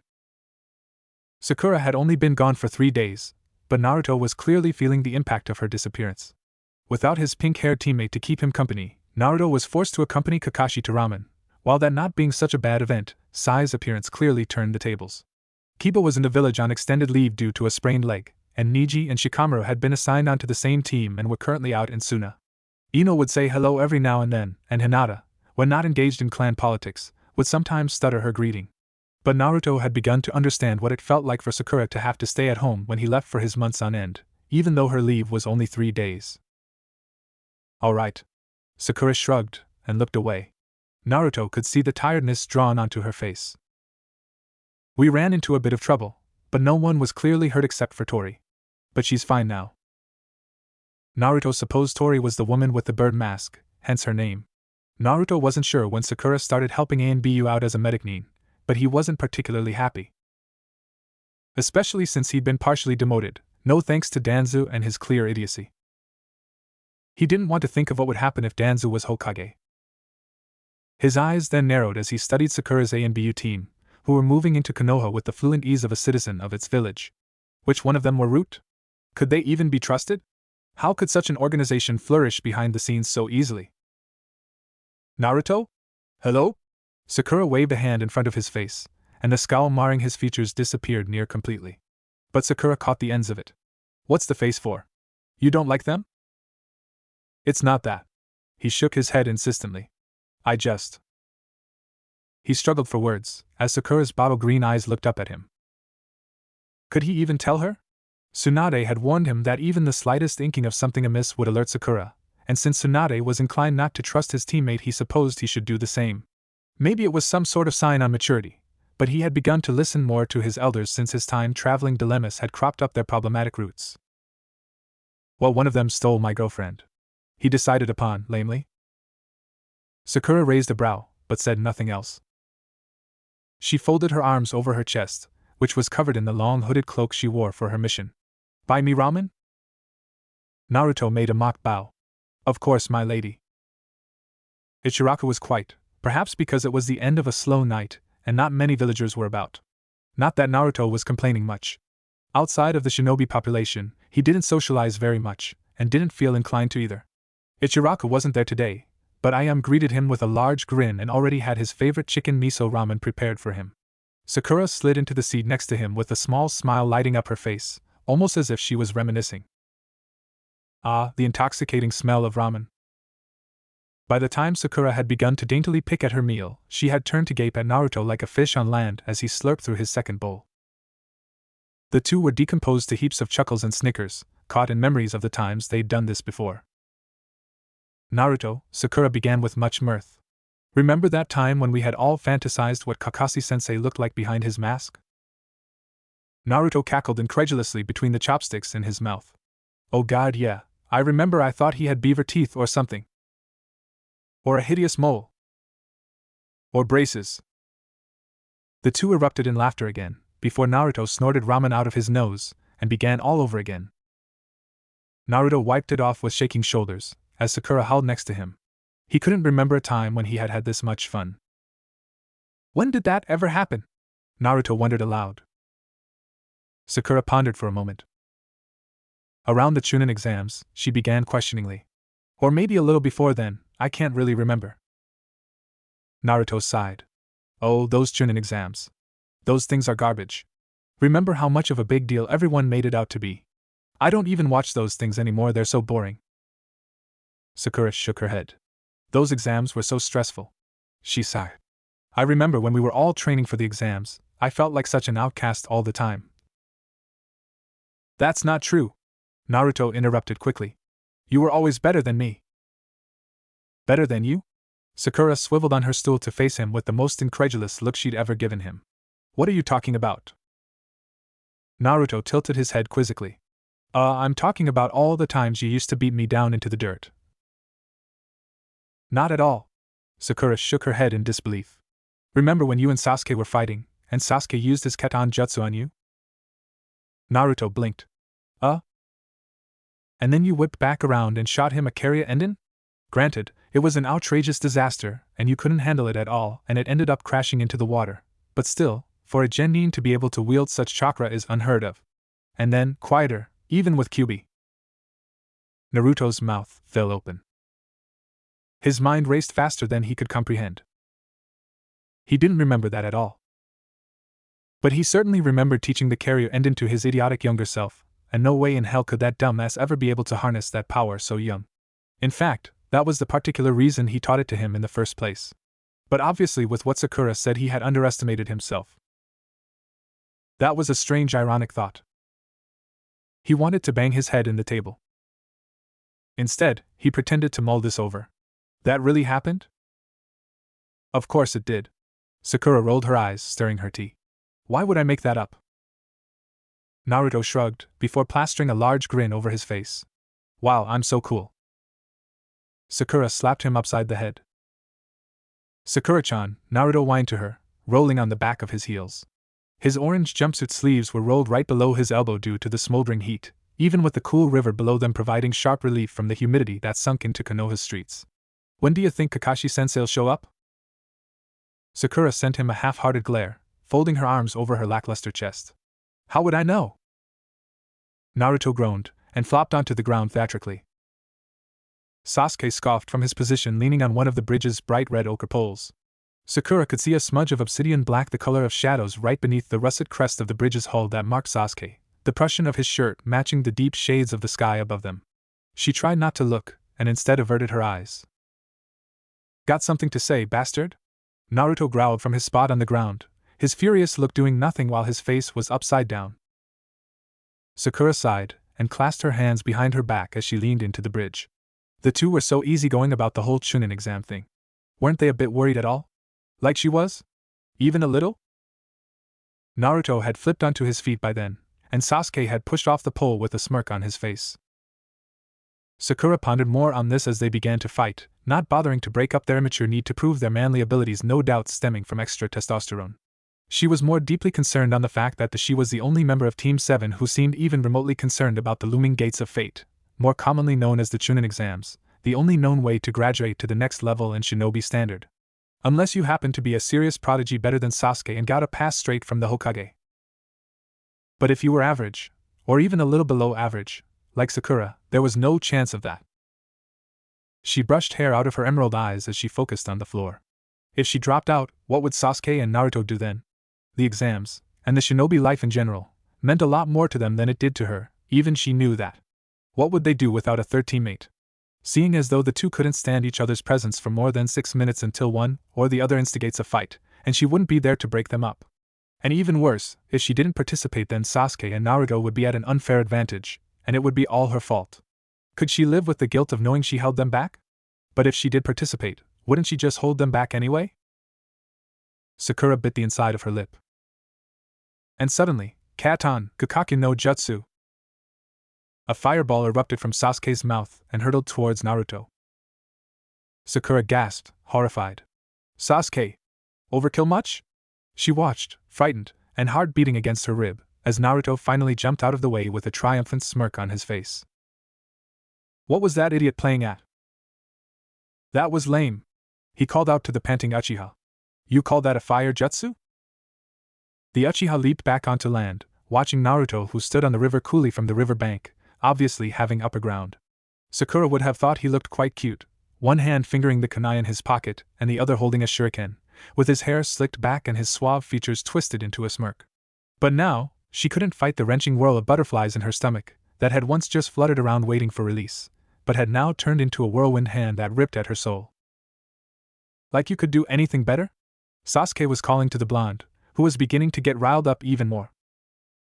Sakura sighed to herself, sinking down until her cheek rested on her knees. She was inwardly willing Kakashi-sensei to hurry up and teach her something to make her stop feeling so useless.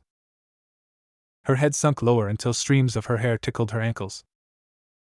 Hell yeah, I can! What happens if they died out there? If she stayed behind and Sasuke and Naruto ended up dying because of it?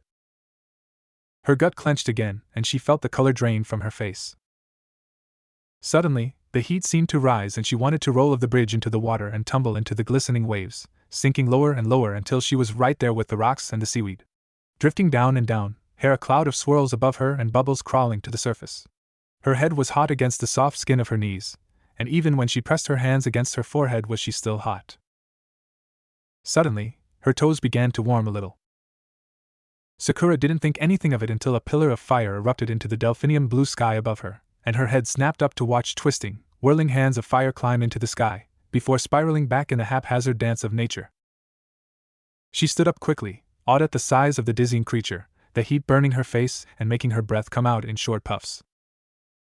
The jagged fire unexpectedly pitched downward in an abrupt motion, and nearly crashed into the babbling water. Instead, it spun over to the bridge where it near slammed into her.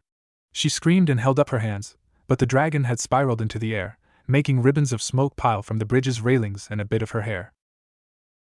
Her eyes opened wide to see Naruto standing amidst in the chaos. Not really standing, he looked more like he was tumbling into the choppy waves.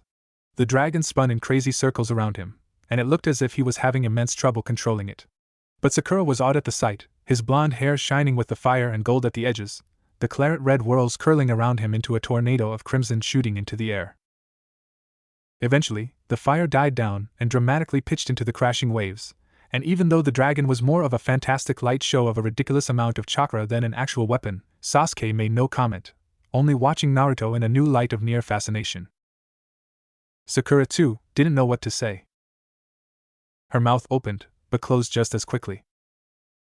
Kakashi took the moment to swing upside down from one of the bridge's poles, with a wave and a burst of smoke. He smiled at her, before turning to Sasuke and Naruto across from her down on the water. He spotted Naruto's panting form and Sasuke's angered eyes, but only commented, "Goodness, was someone burning marshmallows?" If Sakura didn't feel so useless at that moment, she probably would have made some sort of reply. How could she not? Now, even Naruto was better than her. Instead, she only listened with one ear, tracing the lines of the wooden flooring with her eyes. Kakashi reminded them that the Chunin exams were this Saturday, and they'd have to turn in their forms by then. Sasuke and Naruto didn't seem to think anything of it, Naruto crossing his arms childishly before mocking Sasuke, who in turn huffed and shouted something back. The two degraded into immature insults until Kakashi once again broke them up. Sakura could remember her form, gathering dust on the far corner of her dresser, there for her eyes to rove over every time she brushed her hair. In her line of sight at least 6 times a day. Filled in. But not signed. She sighed. Naruto and Sasuke immediately began to spar, and Kakashi eased into a low-level kata, telling her to take it easy and slow. Just another training that certainly wouldn't help her improve, especially when she couldn't even get past the level just above the academy. Uzumaki Naruto triumphantly swung his legs over the bridge, hopping back onto its surface and waggling around like a wet dog. While his career ending was more of an interesting light show than an actual technique, he was altogether proud of himself. It had taken nearly 3 weeks of non-stop training every day, not to mention multiple burns from riling up Sasuke enough to get the Uchiha to blast fire at him. But watching Sasuke's face from the riverbank was all he needed. The Uchiha was floored. Naruto rubbed his nose with the back of his finger. Yup. He was cool. I saw your career endin', a voice remarked conversationally from behind. Naruto spun around with a large grin, and was met with the visage of Fura-sensei. The older man had dark, straw-colored hair and an indefinable shade of blonde and brunette combined. The sun beat down from behind him, making the edges of his spikes light up in gold. Naruto mulled over their similarities.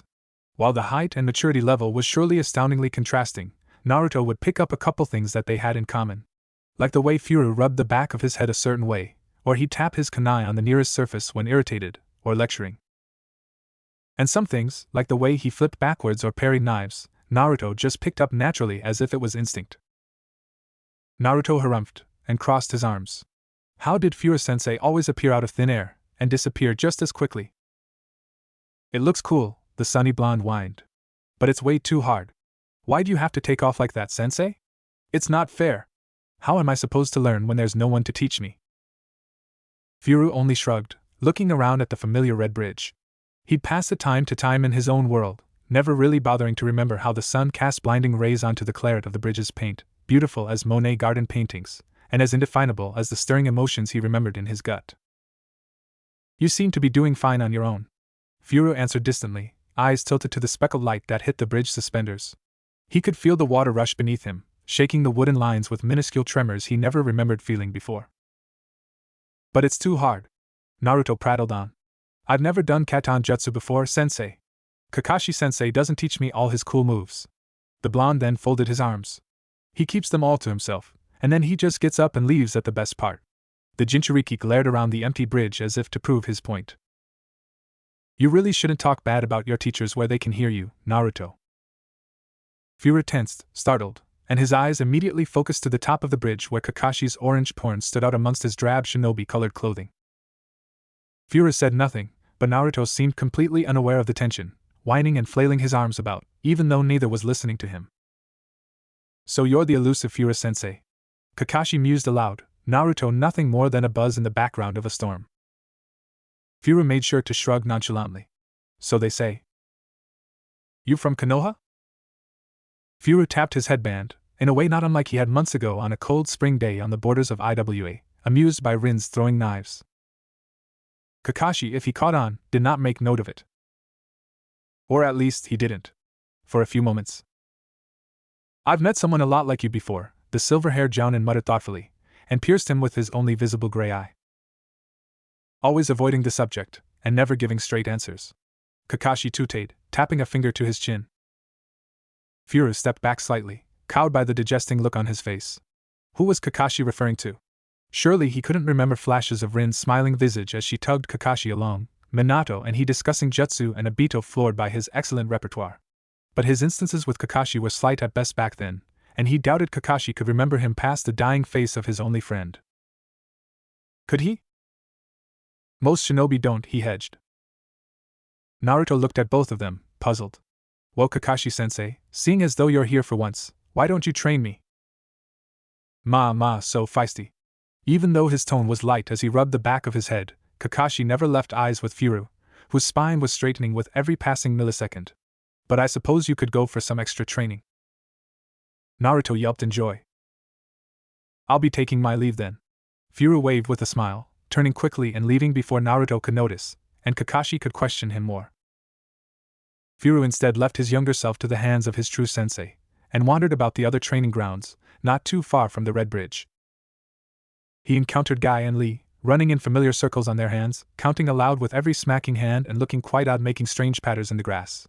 He chuckled at the sight. The two never really stopped, and even to his time they continued their practice.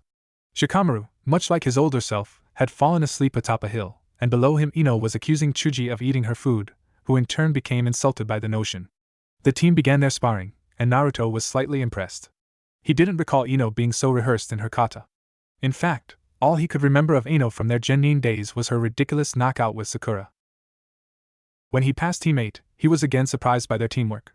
He didn't think they had improved much from what he could scarcely recall of the Chunin exams, but he hadn't thought that Team 7 would be so behind. Had they always been so divided? No. He shook his head. He had always been the glue of Team 7, although only in hindsight did he realize that. Looking back on it, his presence being removed from Team 7 would require a dividing line between Sakura and Sasuke. One was entirely devoted, the other was entirely repulsed. Without him there, in his ridiculously immature and equally ridiculous training, the team dynamic would be lost. And he had accidentally done that. Furu's jaw fell open, watching Hinata jump back to avoid a spray of shuriken with half a mind. There was only one thought in his head. How was he supposed to fix it? The heat festered just beneath the surface of a sea of clouds just in the outer reaches of the stratosphere, light and wispy and dotting the lines of the pale, wavering blue sky, just enough to clot the horizon, but certainly not enough to keep out the blistering sun. The day had only just begun, yet it was already reaching such a sweltering temperature that Sakura felt the keen need to trudge back to her house and toss out an array of salad dressing to wedge herself between the eggs and milk in her refrigerator, if only to cool off for a moment or two until her parents discovered her feet hanging out of the fridge door. It was a deep poetic injustice that Team 7 had practice on such an unhealthy day such as this. Sasuke, unfortunately, had already left the moment Kakashi-sensei had dismissed them, no doubt to train on his own. Said sensei had then followed suit and reported to the Jounin mission hall.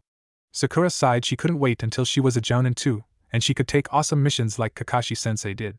Luckily Kakashi hadn't worked them too hard, probably taking note of the outrageous heat that stuck to their skin to do a light taijutsu practice. Instead of heading home to shower, like she so desperately wanted to, Sakura had instead waited around to train with Naruto, in hopes to get better. Realistically, she was propped atop a wooden training post, waving her hands at her clammy face while Naruto skewered another post with an assortment of shuriken and kunai. Naruto, she began questioningly as he pulled out another pouch from his belt. When did you use Senbon? Albeit the genin was poor with the thin, metal needles, she was surprised he was making such an effort. The blonde shrugged. Fura-sensei says I should train with them. Sakura rolled her eyes, fanning her face more fervently as it blotched in carnadine. Naruto, really? You don't have to make him up anymore. Me and Sasuke-kun get it, you want to have a new sensei. I'm sure Kakashi's got the hint by now too. He's not made up, the sunny-haired boy insisted, as he threw a Senbon with more force than necessary, sending it flying into a nearby tree. Kakashi-sensei's even met him. Really? She deadpanned. Really? He stressed. Sakura left it at that, not bothering to get into an argument in such a horrid amount of heat. She had unzipped her dress with just enough spare to be decent, leaning back on the pole and trying to wave her hands faster. Maybe she could make a bunshin and make it fan her. Naruto, meanwhile, was becoming more and more irritated as his Senbon pouch became more and more empty. He had yet to hit the target perfectly like he had with the kunai and shuriken. Of course, he'd been using the two of those since his very first academy days, so they were hardly anything new, unlike the Senbon. Naruto wasn't much for weaponry anyways, but Fura-sensei had insisted he learn the art of metal object throwing. Little did he know that the great Fura-sensei himself hardly wasted time on weapons, and was training the unknowing genin accuracy, which was being achieved through weapon throwing. Also, it didn't hurt to know the body's most crucial junctures. He threw another spray of the thin needles, only one or two even hitting the post at all. He figured that it was an entirely different motion to throw Senbon rather than kunai, but he always got too frustrated at himself to try a different angle to the problem. Sure, he was stubborn and never gave up, known for his unconventional style, but when he was frustrated, his creativity sucked. Don't get too hard on yourself. Naruto whipped around quickly, almost falling with the momentum. Fura-sensei. At the name of Naruto's most precious imaginary friend, Sakura looked up from her latest attempt to keep cool. This one was using a large leaf instead of her hands, to see a very real, very visible Fura-sensei standing before them. So he was real. Not only was he real, but he was mightily attractive at that. Sunny blonde hair, a tan like he had grown up in Suna, and a tall, built stature. Obviously a shinobi as well, from his Hitayate and ninja attire. Naruto immediately bounded up to the older blonde with obvious annoyance, complaining how his beloved sensei had once again ditched him without fully explaining the mechanics of the technique he had taught him. The young blonde genin went on to express his deep ire at his Keton jutsu that Fura had taught him, which had backfired earlier that morning when the boy had tried to face Sasuke-kun with it. And I looked really dumb too, the boy was shouting. Sasuke team used his little fireball thing and I tried to use the dragon, but it didn't even look like a dragon this time. It was like a horse with a walrus head anyway. Why don't you teach it better, huh? It really isn't my fault if you can't get it down, kid. Fura looked down at the seething blonde mop with nothing short of amusement. When you don't practice it right. Yeah? Riled up, Naruto took a step back to cross his arms. Well then how do I practice it? The blonde Jounin/semi-Chunin began to make the designated seals at rapid pace, without saying the incantation or putting any chakra behind it. As he continued to do so, he turned to Naruto. The first step to a high-level jutsu such as this is the perfection of hand seals. Which I'm 100% sure you haven't perfected yet. Miffed, Naruto only looked away. Fura smiled in triumph. I'm right, aren't I? My hand seals are fine. The blonde pouted. The older blonde only shook his head with a sigh. You can't say I tried. Then he turned abruptly to where Sakura sat with her mouth dropped, causing the girl to sit up with a startled yelp as the piercing blue eyes landed on her, immediately scrambling off the wood to stand upright, brushing down her skirt, and rezipping her dress back to its proper height at her chin. And you must be Sakura-chan. The man smiled suavely, Sakura blushing profusely as he and Naruto walked towards her.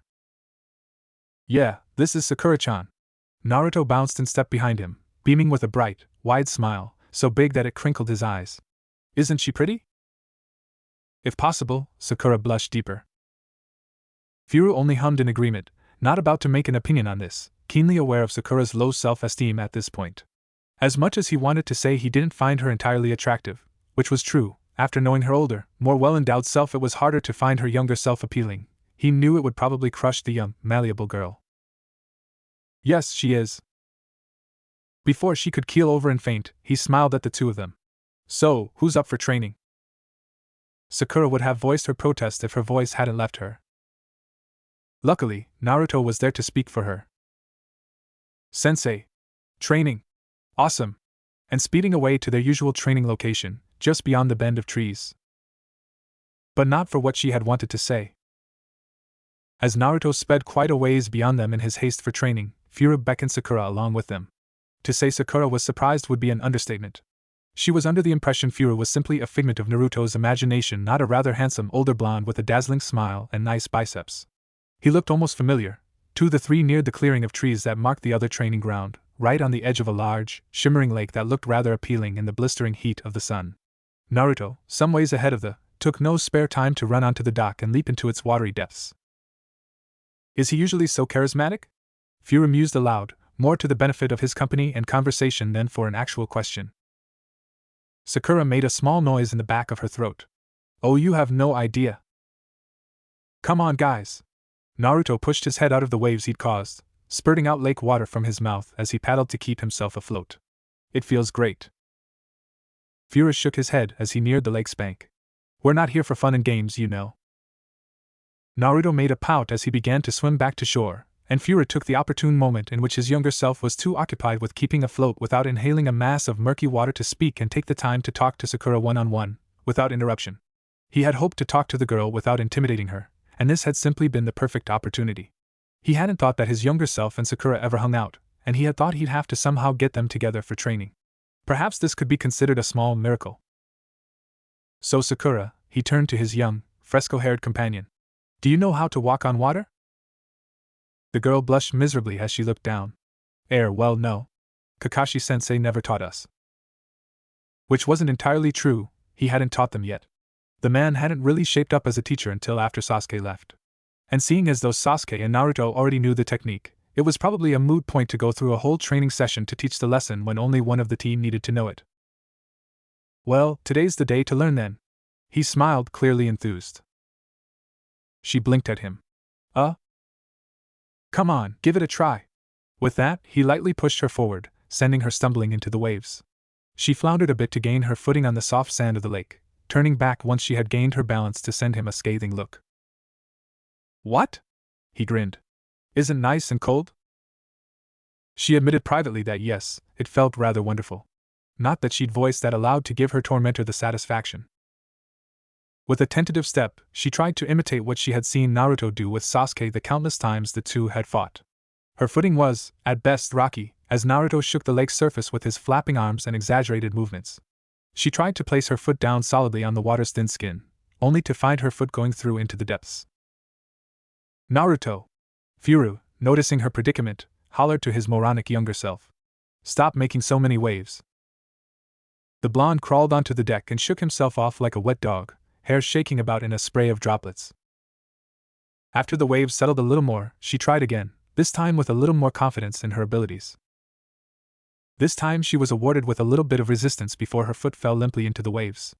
Furu had begun to walk his way closer to where she stood, shin deep in grayish water, his footsteps so light against the water's skin, only causing the smallest lines of ripples with his sandaled feet. He stood a bit behind her to watch her technique, trying to figure whether she was using too much or too little chakra. He clearly remembered Sakura walking up the tree with fluent ease, and he was sure she'd get water walking down without much of a problem too. Ah! She cried in triumph when she got one foot to stay up on the surface. Sakura slowly brought her other foot out of the water to place it tentatively on the shaking surface.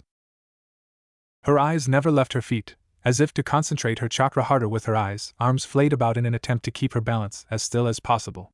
When she was sure that she wouldn't fall right through, she turned, excitedly, to Naruto's teacher. I did it! He nodded with an easing smirk. Very good. Now, how about walking? The girl blanched immediately as she turned back to look at her wiggling feet. With a little give, she lifted on foot to place it in front, only to fall the 12 inches back into the water abruptly. She gave him a defeated face, only to be met with his confident smile. You'll get it, he said before turning to her blubbering teammate, who had shook himself off and was now wringing the water out of his shirt. Naruto! Come on, let's get some sparring done. The blonde looked up with a begrudging face. What? He whined. Seriously? Naruto was well aware his taijutsu was sorely lacking. However, so was Furu. Yes. The man began a brisk walk into the center of the lake, waving for Naruto to follow him. With a pout, the younger sunshine-haired boy hopped off of the dock to plod along sullenly after his sensei, ready for an ass-kicking. Furu crouched into a defensive stance as Naruto began a pathetic offense, turning towards Sakura. When you get it down, come over and join us. Sakura gaped and made a strangled noise in the back of her throat. Furu-san sensei, I can't do that. I can't walk on water and spar at the same time. That was something Sasuke did, and Naruto now too, but never her she wasn't good enough to. She could hardly even stand on the surface for more than a few minutes before she hitched into the water. Why not? Furu shot back, as he easily blocked Naruto, sending a light tap to the boy's back that had him sprawling into the lake with a splash. Your teammates can. But that's Sasuke and Naruto, she protested uselessly. I'm not as good as them. Furu shook his head with a sigh. Yes, you are, Sakura. You can be just as good as them. Naruto broke the surface at that point, sputtering for air as he struggled to pull himself up with his arms on the water top. How do you think they got so good? I don't know, she retaliated hotly. Practicing, of course, he answered mid-backflip. Naruto sprang up with a burst of energy, aiming to slam his fist into Furu's chest, but the more experienced shinobi easily ducked out of the way, instead taking Naruto's arm by the elbow and throwing the boy off balance, causing him to crash into the water once more. See, look at him. As a perfect example, Furu motioned to the sparkling water that was upturned with Naruto's fall, sparkling in the sunshine. He's failing at trying to beat me. But he keeps trying anyways, because that's how you learn. In an attempt at stealth, Naruto shot his hand out of the water and swung to grab Furu's ankle and pull him down with him, but instead, his hand met hot air as Furu hopped out of his hand's grasp. Unconvinced, Sakura watched skeptically as time after time, Naruto rose out of the murky water to have another go at Furu, who easily sent him spiraling into the water once more. She supposed that perhaps the older blonde had a point, but she certainly didn't want to be tossed like a limp noodle into the water, struggled to break the surface and get back on her feet, before being flung backwards into the watery depths once more to repeat the whole process. Why would I want to do that? She asked aloud, as she took baby steps towards them. It looks painful. Furu only heaved a sigh. Sakura wasn't quite at the mentality he was hoping for her to have. She was still more focused on her nails and her soft skin than she was with her ninja training and her skill. In time, she would become one of the greatest medic nin of their generation. At the moment, she could hardly even mold her chakra acutely enough to stand on the surface of relatively smooth water. Once she could run easily on choppy, storm waves, then she'd be ready. However, that would be quite a long ways in the future, and Furu wasn't sure he'd be sticking around long enough to see it through. Amidst Naruto's jubilant cries as he broke the water, and Sakura's helpless yelp as she once again fell into the water, he tilted his head to watch the clouds maunder upon the sky. War was brewing in Konoha. He turned back to them, watching Naruto prop himself on his elbows as he spat out water, looking content and pleased with life, carefree and happy. He turned back to them, watching Naruto prop himself on his elbows as he spat out water, looking content and pleased with life, carefree and happy. Naruto had seen Furu hardly even a day or two ago, when he had trained Sakura and him, and yet the man looked so different in his eyes than before. To Furu, he had seen his younger self long months ago, to the point he had almost forgotten his mission Tsunade had given him. Tsunade. Furu clenched his fists, looking skyward, to where the looming, intense faces of the Hokage were carved into unwavering stone. One day, Tsunade's face, stern and angry in the brows and thin in the lips, looking altogether like an annoyed hunk of rock, would be carved behind the yondaime. One day, the mountain would crumble under Pain's wrath, and the citizens of Konoha would crumble with it, laying between dust and tears. That day was far off in the future now, but Naruto held the memory keenly in his mind. It would happen. It was inevitable, just as Jiraiya had said, the man himself, pointing out that his death was just as inevitable as the death of a long slumbering tree, cut down to house a family. His death would mark a melancholic moment in time, but it would lead to significance. Naruto wondered what the significance was. Was it to leave behind his only heir? The sole surviving sealing master to teach the further generations? Konoha lay in shambles. The city was in desperate need of rebuilding, Tsunade was comatose, the council was in uproar, Sasuke was out of sight, Sakura was crying, he hadn't seen Kakashi and his most present company had been Sai. Naruto could have screamed. Instead of doing so, which would have been a counterproductive measure of anger management, he looked to the smiling visage of his younger self, who beamed curiously at him. "Fura-sensei?" asked the young blonde, as he rolled on his heels. Fura said nothing at first, holding Naruto's gaze. Blue to blue, ocean to sky, infinity to infinity, with an expressionless gaze that seemed like a thin layer, translucent enough for the young genin to glimpse the catastrophic maelstrom behind his eyes. "Sorry, I was spacing out," he excused by way of explanation. "What were you saying?" "The Chunin exams are coming up." The young blonde clapped his hands in excitement. "I'm gonna show Sasuke team just how good I've gotten." Sasuke. Hearing his name made Naruto stumble into the memories he had with the dark-haired Uchiha. "Are you scared, chicken?" To find he was in the bingo book as an S-class criminal, that he had killed Itachi, that he had evolved his Sharingan, and now, that he had kidnapped the eight-tailed beast who was Sasuke? Who was he, if not a stranger that Naruto had never met? Not the brooding boy with determination, intense-eyed and fragile-faced with ambition and drive, perhaps not the right kind, but a will that Naruto was sorely aware of, as it resided in him as well. More than rivals, the two of them were something more. He told Sasuke as much, all those years ago. "You're my brother." And the Uchiha had admitted it. Regardless, he had struck him, lightning rapping in his hands like the wings of birds, flapping with their jagged electric feathers as they punctured his lung and drenched in blood.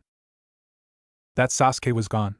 Naruto didn't know the Sasuke who had stood atop the cliff on that blue day, watching him with hooded eyes, a purple sash around his waist and indifference in his dark eyes. So much had changed. Fura looked away from the young genin in front of him, feeling more lost than he had ever been. He was continuing this mission, as homage to Jiraiya and the seal they had created together, and to Tsunade, for she was still, and would always be for as long as she drew breath, his Hokage, and she had assigned this mission personally. Regardless of where his heart was, far away from the sunny day and bright morning, to where Sakura was brushing back hair the color of a flower girl's blush from her face, back against a summer blossoming tree and bao green eyes wide but sightless, waiting patiently near his seal. "Fura-sensei!" Naruto shouted at him, loud enough to knock him out of his musings. The whiskered short genin was gazing strangely, if not irately, at his beloved sensei, who didn't seem to be hearing a word of the ways he would take down Sasuke and win Sakura. In fact, the older blonde looked so uninterested, and wasn't even bothering to hide the fact. Naruto, for all his tactless boisterous attitude and equally tactless empathetic sense, had noticed the change since a couple days ago. Fura looked as if he had lived a year since he had last saw him, stratosphere eyes pensive and cold, hands shaking in fury and sadness. "You look as if you're lost, Fura-sensei," Naruto commented, with a frightening amount of insight. Fura sighed. "I am." "Well, where's your house? I'll direct you back there." "It's not that simple, Naruto-kun." He smiled wryly. "I'm not that kind of lost." Naruto tilted his head, confused at the depth of Fura's drift. "There are other kinds of lost? Have you ever not known what to do?" The older of the two looked skyward again. He'd been doing that quite a lot, the sun picking up the saffron in his hair, glinting with the shifting clouds. "As if your ambition has been ripped from you?" Naruto pondered this thought with great intensity, looking as if he hadn't a clue what to say to that. His older, more jaded self sighed. If Jiraiya was here, he'd know what to do. He'd know what to say. Perhaps Fura could access sage form, find a sunny rock to sit upon, and do some much-needed meditating. "No, I've never felt like that," Naruto answered abruptly, and honestly, eyes watching somewhere far beyond this dimension. "I've always wanted to be Hokage, and no matter what, I'll never give up." He shook his head, and then stared right at him, with a gleeful grin and a thumbs up. That's my ninja way. He'd never really thought of himself as inspirational. In fact, he never thought himself as anything other than just Naruto. Yet countless people had changed because of the tactless, moronic idiocy he spouted, so stupid yet so brave and innocent, providing such simple yet distinct answers that solved the most complex of problems. Jiraiya was dead, Tsunade was in a coma, Sakura was distraught, and Sasuke was in the bingo book. But he was Uzumaki, Namake's, Naruto, and he never fucking gave up. Fura blinked, aback. All this time, all this sadness, and he had forgotten all about that. A grin split his face the way Sakura split the spine of her favorite medical book. That's a great nindo. You think? Naruto brightened, and then tugged him along, no doubt for ramen. I told Sakura-chan that too, and she only laughed. She thinks it's stupid. Is that so? Fura hid his smile. I think she'll change her mind eventually.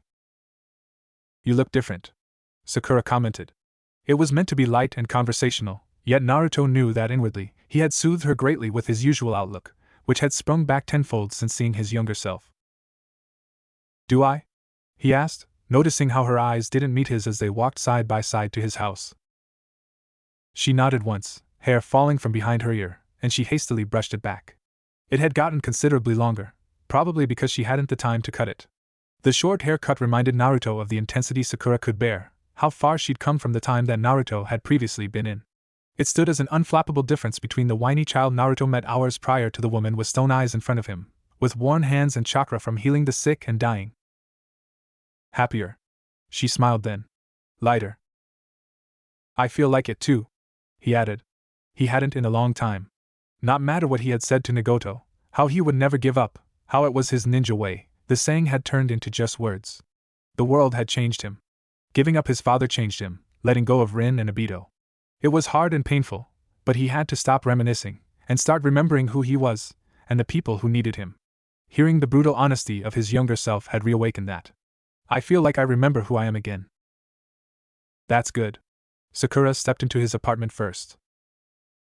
It didn't look much different, still Spartan in decor. He'd invested in a nice glass coffee table with dark old wood, and a plush couch and armchair.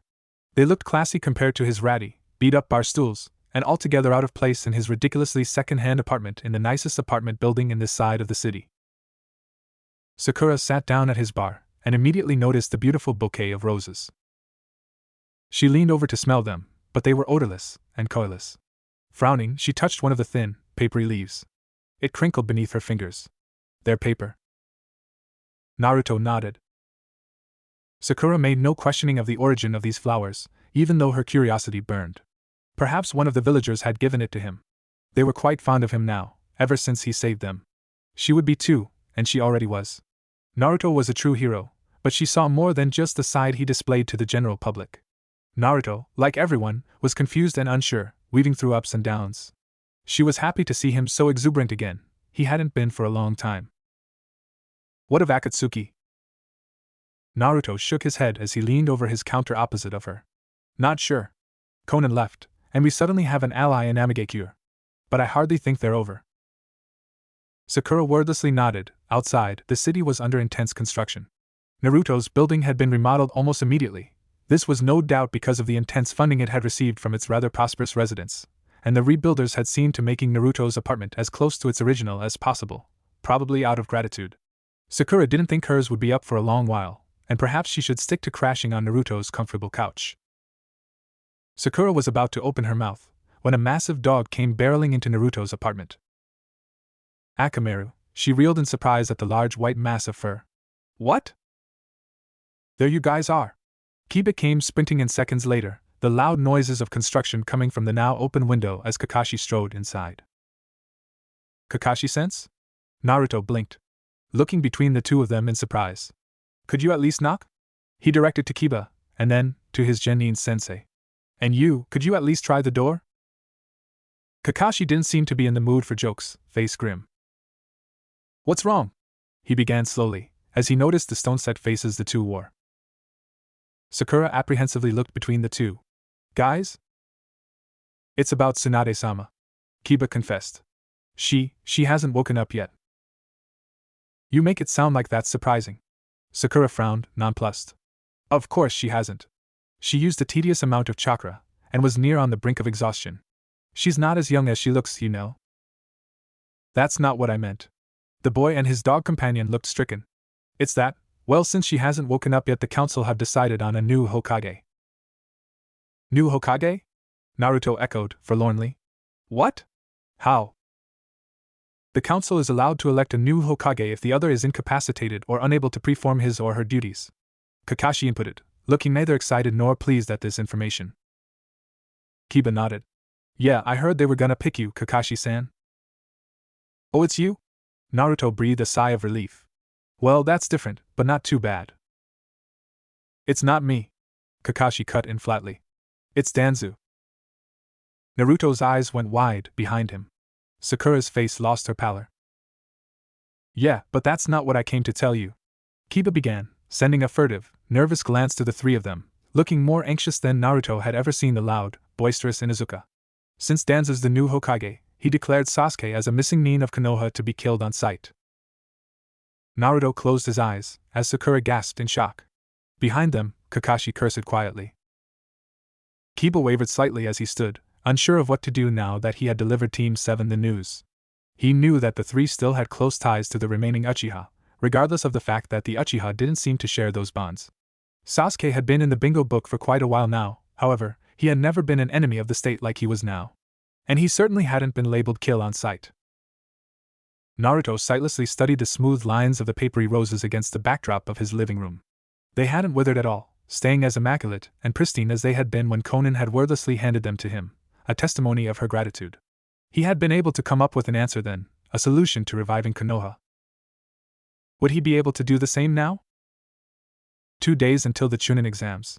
2 days, and Naruto had religiously shown up to train his younger self into the ground for these last few hours. The younger blonde protested helplessly, but Naruto would hear none of it. He wasn't playing around anymore. The Chunin exams, they had started it all. The deciding, crucial event that would change the forefront of the upcoming tides, shaping the destiny of Konoha itself. Naruto was impeccably aware of this fact as he rigidly trained the young blonde in front of him, not making it easy, but teaching him as much as he could. He had also taken it as a duty to swoop up Sakura whenever he could, pleased to find her chakra training was going well. He was, of course, aware that Sakura was naturally adept to using precise amounts of chakra due to her lower reserves than his younger counterpart and their Uchiha teammate. If Furu interfered in the exams himself, he was surely to get the whole T disqualified, as well as an array of A and BU on his ass. Instead, he'd have to channel all he could into the young genin in front of him, in hopes for the boy to be able to protect Sasuke from Orochimaru. Somehow, he doubted this option was plausible in the least, but perhaps he could actually make Chunin this time around. It'd be nice to wake up and find himself an actual jounin. He was now even more certain with Tsunade's comatose state that he was never going to make A and BU like he wanted, and maybe even Konoha miraculously repaired. Are you ready for this, Naruto? He asked softly, eyes focused on the stratosphere some ways above them, brilliant blue. The two walked slowly to the academy, one looking solemn, mind in the past, and the other, confident, mind in the future. But both optimistic. Course I am, Fura-sensei. Naruto gave him a thumbs up. You whipped my ass these past few days. It would really suck if I didn't. I know you'll make it, kid. Fura made sure not to sound too omniscient, even though he knew that no matter what outcome, Naruto would be able to pass the exams, be it scraping by or on top of the heap. The two walked up the stairs to the front entrance, Furu opening the door for the younger of the two. He stopped before he entered, causing the genin to turn around, a questioning look when he gave the boy a thumbs up. Believe it? The boy blinked up at him in surprise, as if wondering how on earth the older blonde had ever heard his old catchphrase when he was certain he'd never used it in his presence. Before he could ask, Fura shot into the sky. See you later, Naruto, he called, as he left the blonde there, gaping in surprise as he leapt onto the top of the academy before pushing off onto the other rooftops. He'd come back for the final exams, to fix Gaara's seal like he had intended to. Naruto knew that there was something clearly wrong the moment he spotted his younger self face down in the floor. And also knew that whatever had happened, it was entirely his fault. It was obvious that this was the result of some degree of stupidity on his part, as Rock Lee hovered over his younger self, distressed and halfway to tears. Accidental then, most likely. Sasuke was hanging awkwardly away from the spectacle as Sakura ran and skidded to her knees, shaking his limp body repeatedly. He'd come to the past in hopes of meeting Kakashi or one of the other genin instructors, on the off chance that he could pass himself off as a curious Jounin amiably making conversation about the Genin exams. The academy was completely devoid of Kakashi, Guy, Asuma or Kurenai, though he did stumble upon Sasuke's fight with Rock Lee.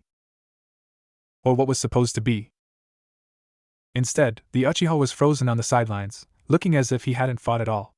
And it was his younger self that seemed to have taken his place, resulting in a different end than the one he remembered. The blonde felt his heart freeze, his feet carrying him numbly until he stood, like a still wraith over his own body. What a surreal moment, as his mind continued past warp speed, trying to wrap around the fact that he could possibly be dead right now. Was he dead right now? Had Rock Lee accidentally kicked his skull straight in? What about him then? Did that make him some sort of fucked up paradox? What the hell was going on? When he voiced it aloud, Rock Lee immediately leapt up. I'm so sorry, this is entirely my fault, Jounin-san. The bull-cut boy sniffled. You see, I had wanted to fight Uchiha-san, but Uzumaki-san. The boy gave a tearful look to the fallen blonde on the floor. He insisted to fight instead.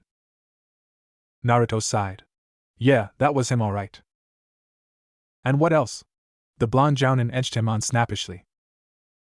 He used some strange technique. It was Carrier Enden. The Uchiha spoke up then, looking stunned himself. Naruto studied the lines of his face, wondering where the boy was now. He'd killed his brother, now what?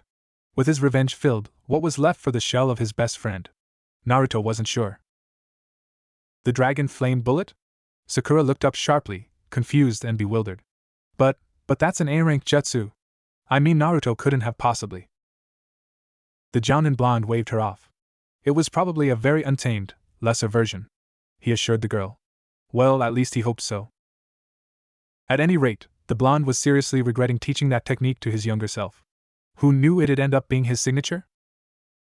I tried to block it, said Rock Lee mournfully. I released too many gates. This is all my fault. I shall run 20 laps around Konoha to atone for my sins. That's quite all right. Naruto cut in hastily. This isn't your fault, Lee. It was an accident. The blonde knelt down next to his younger self, trying to ignore the blatant orange as he rolled the boy over. He wasn't Sakura, but he knew enough about general health and well-being to heave a sigh of relief. He was alive, thankfully. Looks like his head was a little bit thicker than he thought. Is he okay? Sakura whispered fearfully. Naruto was touched to see so much concern out of the girl. Sakura had always been a little standoffish with him, before Sasuke had left, anyway. What else had he accidentally changed? He'll be fine. Naruto lied, still unsure himself. He realized with sudden clarity that the exams were about to start, and Team 7 and Niji's team would both forfeit if all three members weren't there for it. Why don't you guys head over to the exam room? He began quickly. I'll just help Naruto up. But you can't enter, Sakura faltered in her protest. Without a full team. Naruto gave her a smile, watching in amusement as the girl's cheeks lit pink. God, if he told Sakura that her younger self seemed to have developed a crush on him, don't worry, I'll get him there in time. Though Sakura didn't look convinced. Luckily, Sasuke seemed to understand how dire their situation was. Sakura. The girl turned at the sound of his voice. Come on. Just listen to him. Still unconvinced, though clearly wavering, Sakura only nodded numbly, following in step with her Uchiha teammate. She gave a worrying look to her fallen teammate, before scurrying after Sasuke. You too, Lee. He spoke to the older Genin, smiling. Your technique is very impressive. You wouldn't want to miss your chance for Chunin, would you? No, Jounin-san. Lee parroted, looking pleased with the compliment. You really think I will make Chunin? You're very talented. Naruto answered truthfully, tactfully leaving out the fact that he would probably be injured during the preliminaries of the final round. A real taijutsu master. Is Gaisen your teacher? Yes, he is. Lee brightened. He is the most talented Jounin-sensei in the world. Gai-sensei can do anything, he is so youthful. Just last week he... I'm sure he is, but maybe you should go in too, Naruto interrupted weakly, before this guy's spiel got out of hand. I'm sure your team is waiting. Lee bolted in surprise. Ah. You are quite right, Jounin-san. Then he took off, shouting over his shoulder. Thank you, Jounin-san. The blonde only shook his head. That guy hasn't changed one bit. He looked back to his unconscious younger self. Naruto was under no impression that this entire scenario hadn't been his fault. If he hadn't taught himself that technique, which was clearly too much for the young genin to understand, or even comprehend the consequences of. This wouldn't have happened. The young blonde wouldn't have had the confidence to challenge Rock Lee in Sasuke's stead, nor would he have been able to fight off the older genin without all the training Fura-sensei had asked him to do. Like he didn't have enough fucking problems. What with Sasuke being on Konoha's wanted list, that crazy-ass Danza being elected Hokage, Akatsuki, and the fourth shinobi war practically simmering on the horizon. Now his younger self was knocked cold, and the exams were going to start any minute now. Naruto. He poked at his younger self. Hey, kid. Nothing. He tilted the boy's head, taking a look at the deep gash on the side of his head, dripping down his ear. It looked pretty bad, and though he could tell Kyuubi was already healing the wound, that could take hours. They didn't have hours. They had 5 minutes at best. Naruto sighed. Damn it. Sakura fidgeted, for once unconcerned with Ino leaping onto Sasuke, nuzzling her face into his neck. Her eyes hadn't once left the door behind them. They'd met Kakashi-sensei, who had first and foremost asked where Naruto was. Sakura had lied and said he was in the bathroom. But the fact remained, they couldn't compete without a full team. After Ino had moved on to berate Chuji, Sakura hedged closer to her last remaining teammate. Sasuke-kun, she began timidly. You don't think? He'll be fine, Sakura, Sasuke said, exasperated. Though there was a lingering crease to his brows, a concern for his teammate. Or perhaps for the fact that without their teammate, they wouldn't get a shot at being Chunin. Sakura let out a breath. Well, if Sasuke believed it too. Who was that? Sakura blinked, startled at the question. Huh? That guy. Sasuke reiterated. That Jounin guy. Fura-sensei? Sakura tilted her head. That's Naruto's sensei. Apparently he's real. He's the one who taught Naruto all those techniques. The Uchiha narrowed his eyes. That guy, he thought to himself, must be very powerful. Even an idiot like Naruto could clearly learn things from him. Things like that powerful A-rank jutsu. Kakashi certainly wasn't teaching them anything like that. Hey guys. The door opened, and the whole 12 turned to the open door. Naruto. Sakura breathed, relieved. You're alright. Yeah guys, I'm fine. The bubbly blonde rubbed the back of his head. What did I miss? Idiot. Sasuke sighed, though he looked just as relieved. You moron. Sakura swiped at him. You almost got us booted out of the exams. Why'd you have to get hit like that? Dash. Naruto ducked easily, smiling. But Sakura. It's not my fault. Everyone knows Lee hits pretty hard. And anyway, he had almost 5 gates open. You don't mess with shit like that. All 12 of them were staring at him, uncomprehending. Databeo? He ended, awkwardly.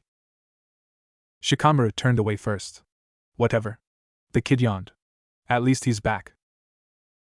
Naruto was surprised to see the rest of them looking pleased to see him as well.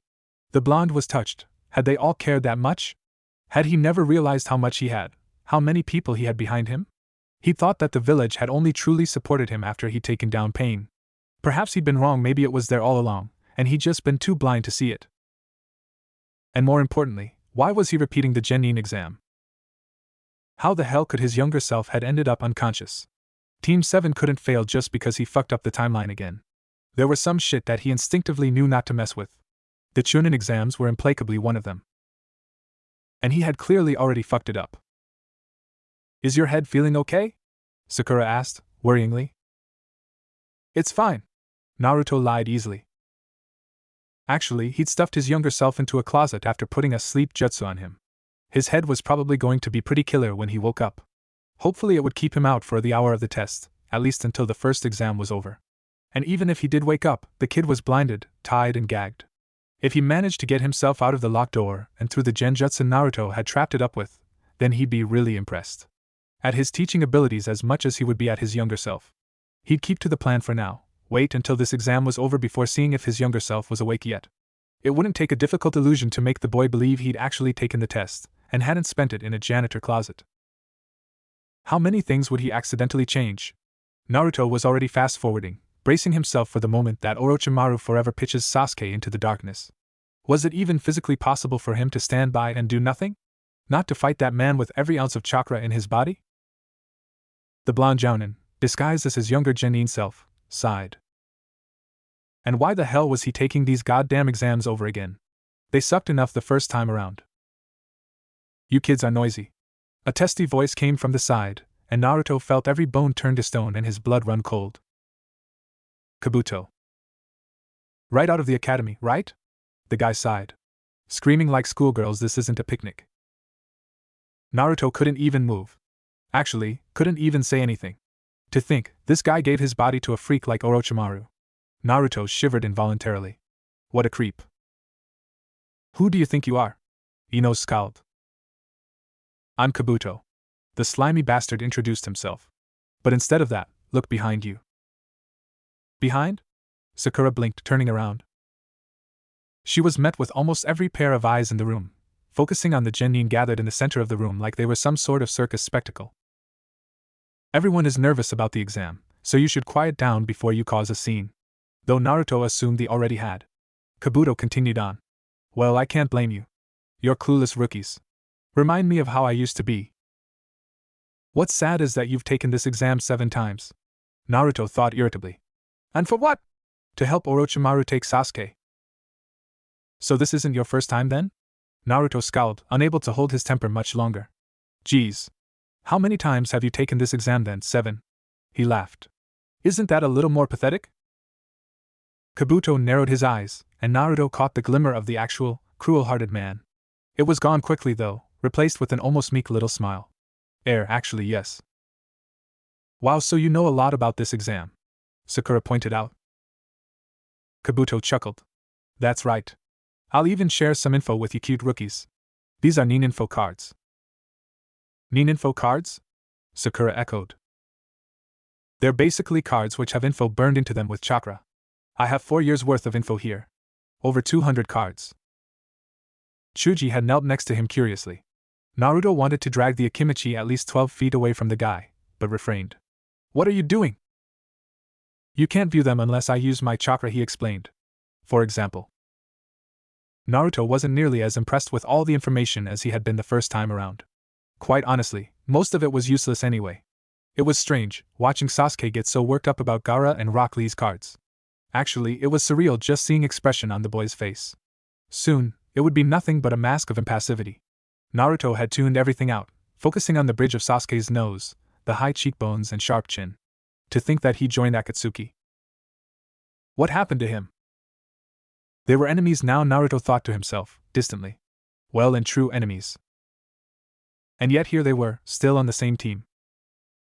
He was so lost in thought that it took Kabuto belching on the floor to bring him out of it.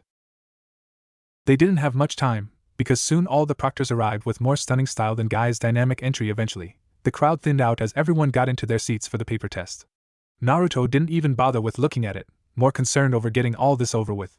He'd take this stupid test, and once it was over he'd see if his younger self had woken up enough to take the rest of the exam. There was a lot to change in the forest of death, but Naruto wasn't sure if it was even for the better. But Sasuke.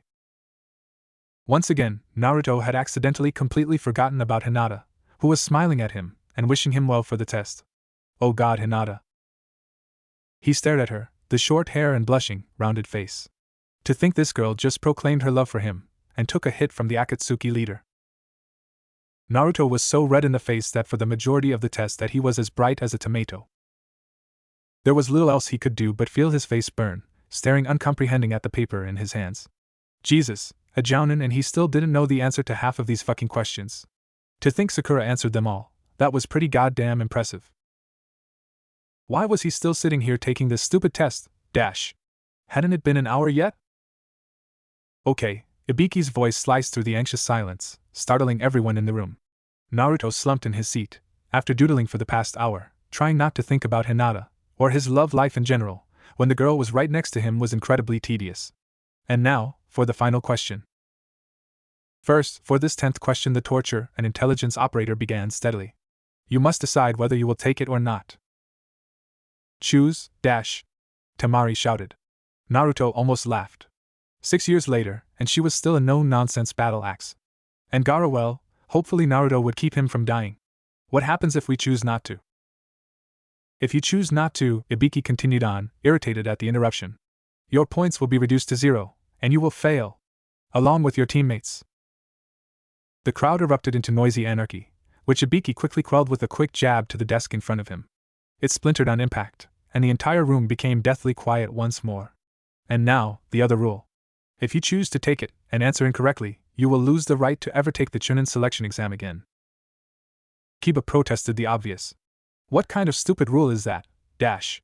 There are guys here who have taken the exam before. You guys were unlucky. This year it's my rules. The man smiled, though with his scarred face it looked a little grim. But I am giving you a way out. Those that aren't confident can choose not to take it and try again next year. Naruto scowled lazily. To think he'd been so freaked out over such a transparent question.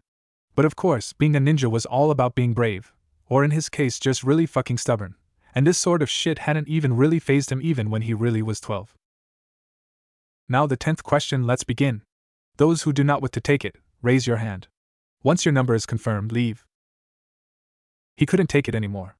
All the frustration from the future, all that useless feeling, unable to help Tsunade, to stop Danzo from becoming Hokage, even from Sasuke killing Itachi, and selling his soul to the devil himself. No amount of brute strength, mulish stubbornness, or just plain old naive faith could help him. He could crush any opponent in his way, but to what end?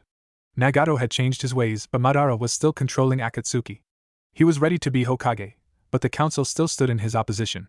Everything was building up inside him, having to take this stupid test all over again, the pressure of realizing how much he'd fucked up the world by going into the past, how much he could fuck up the world, the Fourth Shinobi War and Sasuke standing on the other side from him. He couldn't help it, he laughed. Got something to say, Blondie? Ibiki narrowed his eyes. The genin struggling out of the room had stilled at the sound. Yeah, I got something to say. The blonde began, irritated. This test is some goddamn fucking bullshit, and so is this goddamn 10th question, so you can take this shit and shove it up your ass because I'm not fucking going anywhere. Dash. He didn't know when he stood up, but he was standing. Uzumaki Naruto doesn't give up, goddammit. How ironic that he had just spent the entire test mulling over how little people changed, when it seemed even he hadn't changed all that much either. How inspirational.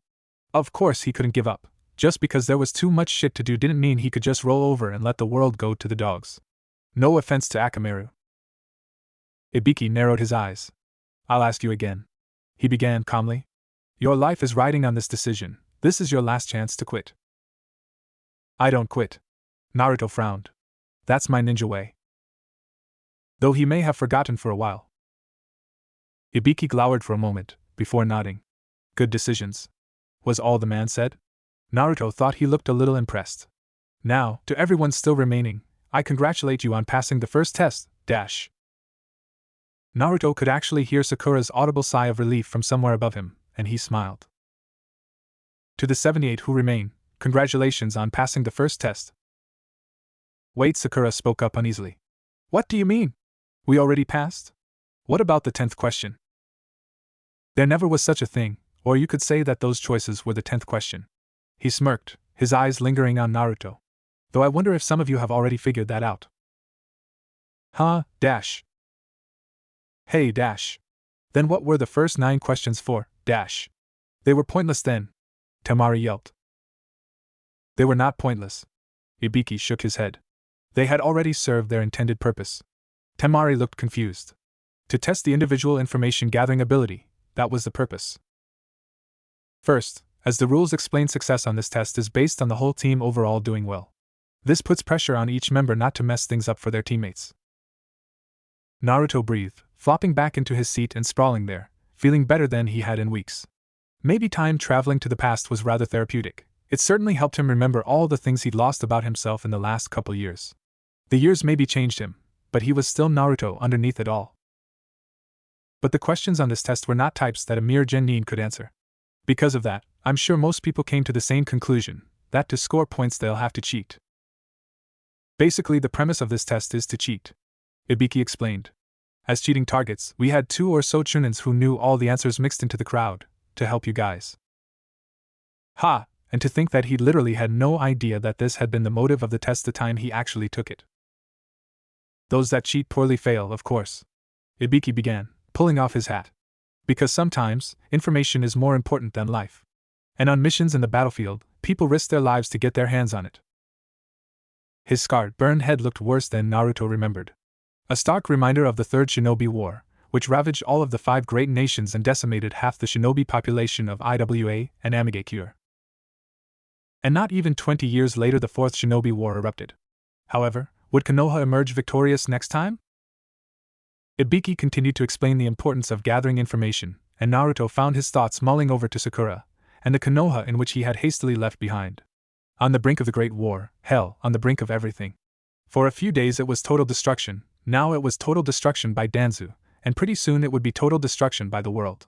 Conveniently, or perhaps rather inconveniently, Naruto was aware that these stupid, moronic exams were the forefront of everything, and here he was having to fastidiously restrain himself from doing anything at all. This just clearly sucked. What sucked more was Anko barreling the wall down with her grand entry, knocking dust and wall plaster into his face in the process. He thought less of her intimidating opening speech and more on his younger self, and his reaction to seeing her the first time. Were her boobs smaller? Was that possible? He missed the part where she imperiously commanded everyone to follow her, and hastily got up after his team as they made their way with the remaining genin.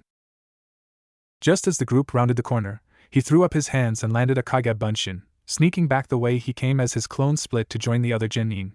He caught sight of Ibiki staring blankly at his paper as he ducked out of the crowd and down the hallway, smiling at himself.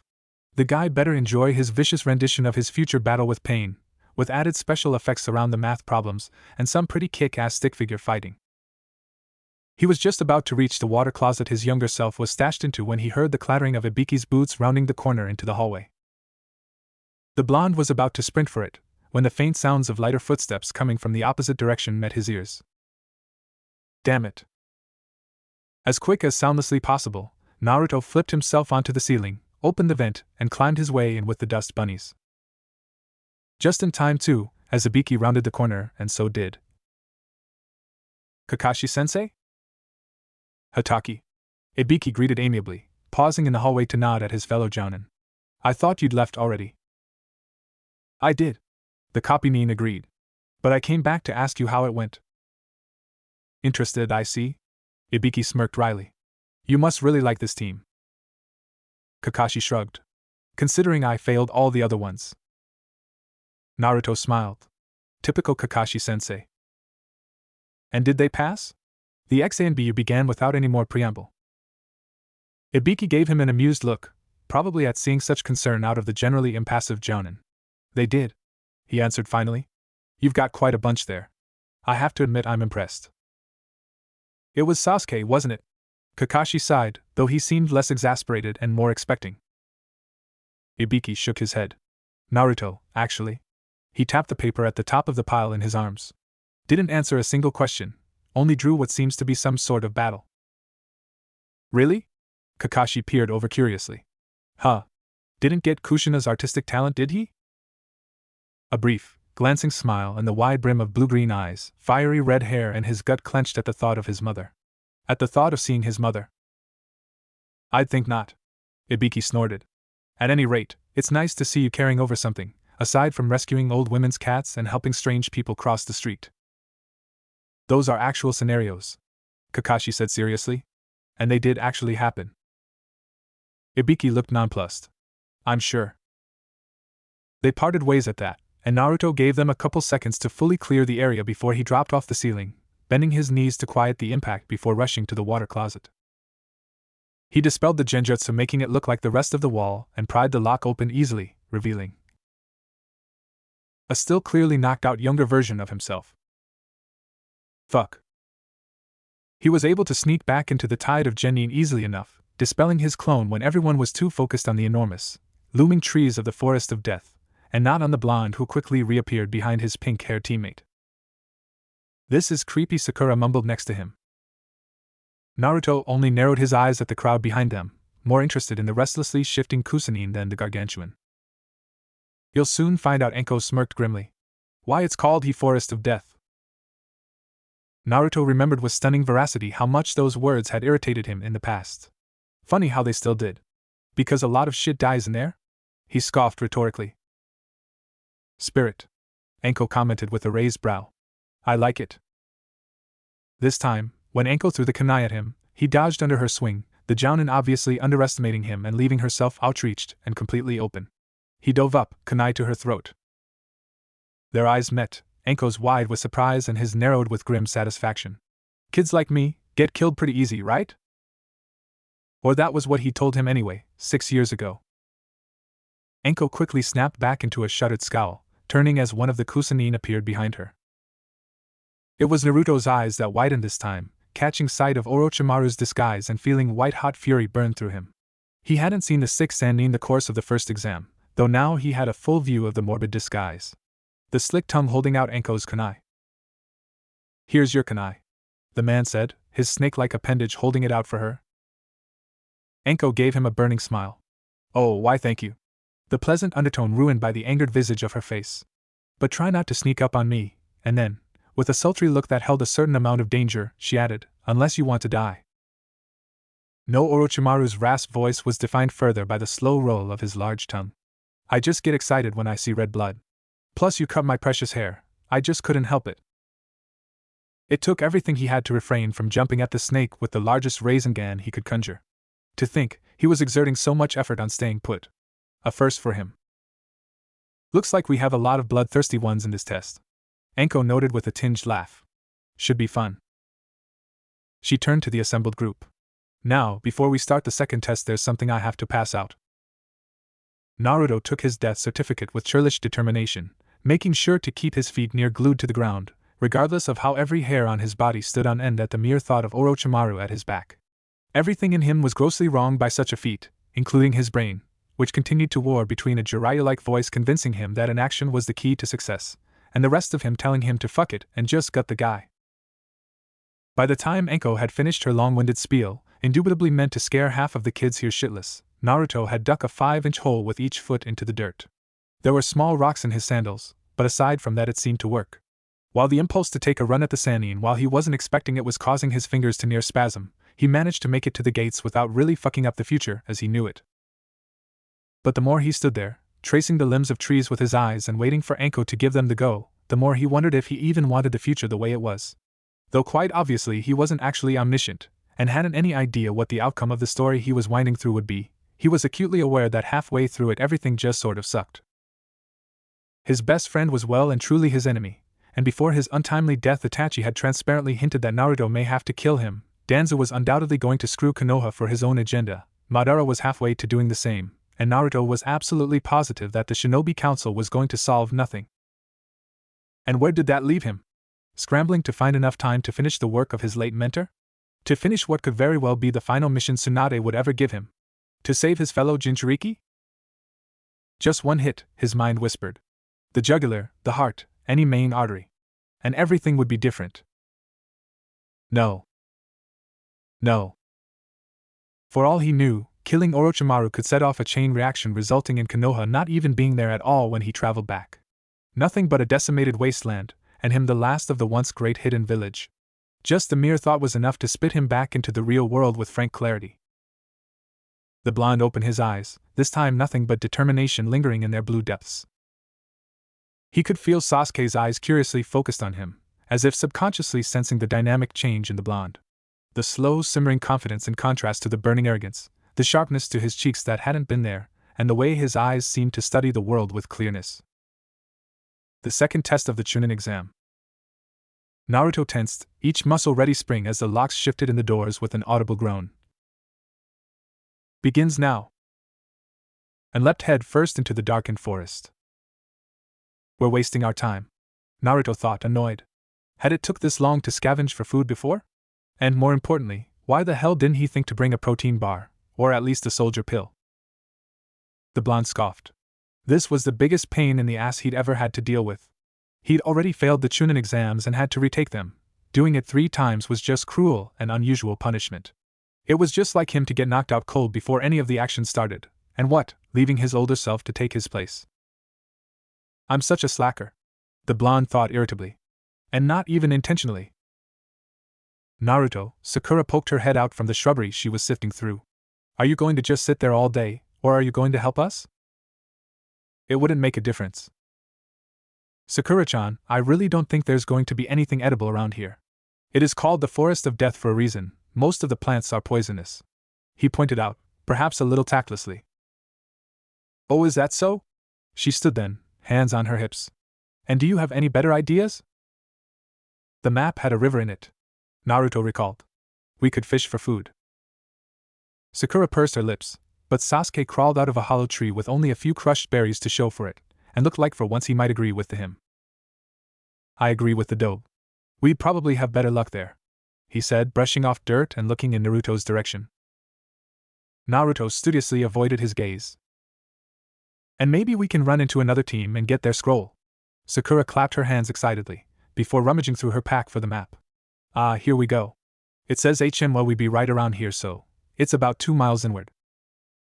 Forget the scrolls, Orochimaru was lurking around here somewhere, the sick bastard. Hell, he was probably jerking off in the trees to the very sight of Sasuke, as most people tended to do. Somewhere, deep down, he really had a slight bit of sympathy for the guy. His pristine, feminine looks will forever attract strange men to him. Or incredibly old men. Naruto shivered at the thought of Madara. Unfortunately for Team 7, the road to the river was laden with other teams lying in ambush for their scroll. Well, ambush was a mild term. There really wasn't much ambushing to it when the blonde was aware of where they were before they had the chance to sneak up on the team. No, the difficult part was incapacitating them without Sasuke and Sakura realizing he was doing it. Purposefully, at least. However, there were only so many times you could fake tripping over a log and unraveling a trap prematurely before your teammates caught on.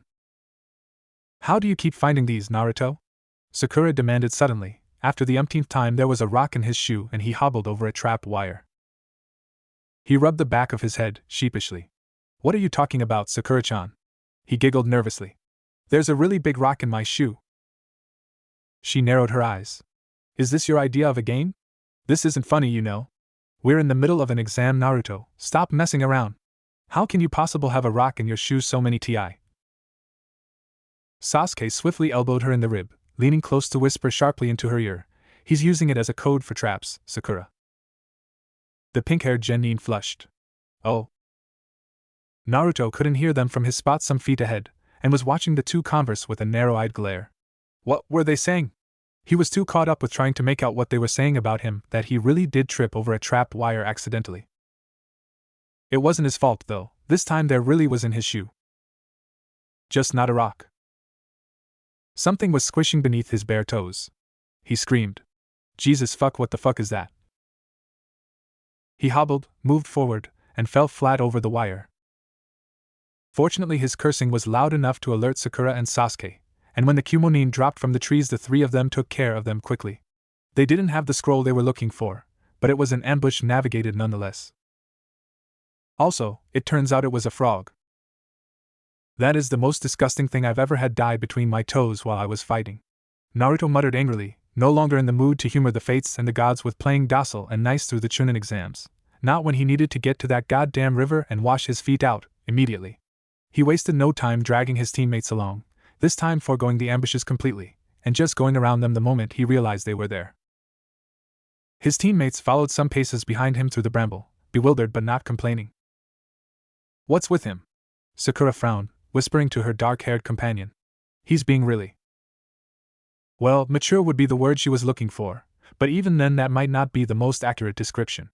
Naruto almost seemed bored with all of this. He certainly looked the part during the first exam, and while everyone else, even Sasuke, looked like they were going through the various stages of terror during Anko's introduction at the front gates, Naruto looked well. He had looked angrier than she'd ever seen him. And not even at Anko. He'd been staring down some weird woman from grass the whole time. He hadn't really paid much attention to any of the exams. And even now, he took out those genin like he'd been sleepwalking. She'd never even seen Sasuke move so fluently, a few swift hits to the joints, knocking them all out in rapid succession without wasting a single movement. So clinical, so professional. Sasuke made a grunt which could have been taken as vague agreement, looking just as confused. Or at least she thought it was confusion that narrowed his eyes and thinned his lips. Maybe irritation. It was hard to say. Naruto led them quickly to the water, the sound of the rapids loud enough to hear long before they saw it. Luckily the river itself was devoid of other teams, no traps set up to deter or incapacitate them. He stood at the edge of the tree line for a moment, debating whether it would be a good idea to walk out in the open. He didn't remember being attacked at the river last time around, but they also hadn't made such good timing. He turned to Sakura. Would you know any genjutsu to cover us? He immediately realized his mistake when she only stared at him blankly. She blinked. No? I forgot how useless she was. He balked to himself silently, before shaking his head, bringing his hand together. Kagabanshin. His clones sprung into the eaves of the trees and the bushes surrounding them. With a nod from him, they dispersed in a radial fashion, moving to scout out the area for enemy Nin. It certainly wasn't the best of ways to clear out an area for them, but he was truly at a loss for what else to do when they had such a limited repertoire of jutsu to use, him especially, considering as of now his younger self only knew two. That should do it. He smiled to his team, bounding forward. They followed cautiously, and it took him a moment to realize that their wariness was directed towards him. He heaved a breath and put a supreme effort into acting like himself. So do either of you know how to fish? Naruto. Sakura frowned, looking exasperated. Where do you keep getting these ideas about us? When would we have learned that? He shrugged. Now that he thought of it, they hadn't really known what to do with themselves when they got to the river last time around either. Well, no time like the present to try, right? In the end, Sasuke managed to catch a trout. Considering the amount of time it took, though, it was no great achievement. Better than Sakura and Naruto, though, who floundered around in the shin-deep shallows attempting to catch the fish as they swam by. Sasuke had stood a little farther out, stock still for the better part of a few hours, until finally he struck like lightning and grabbed out a floundering,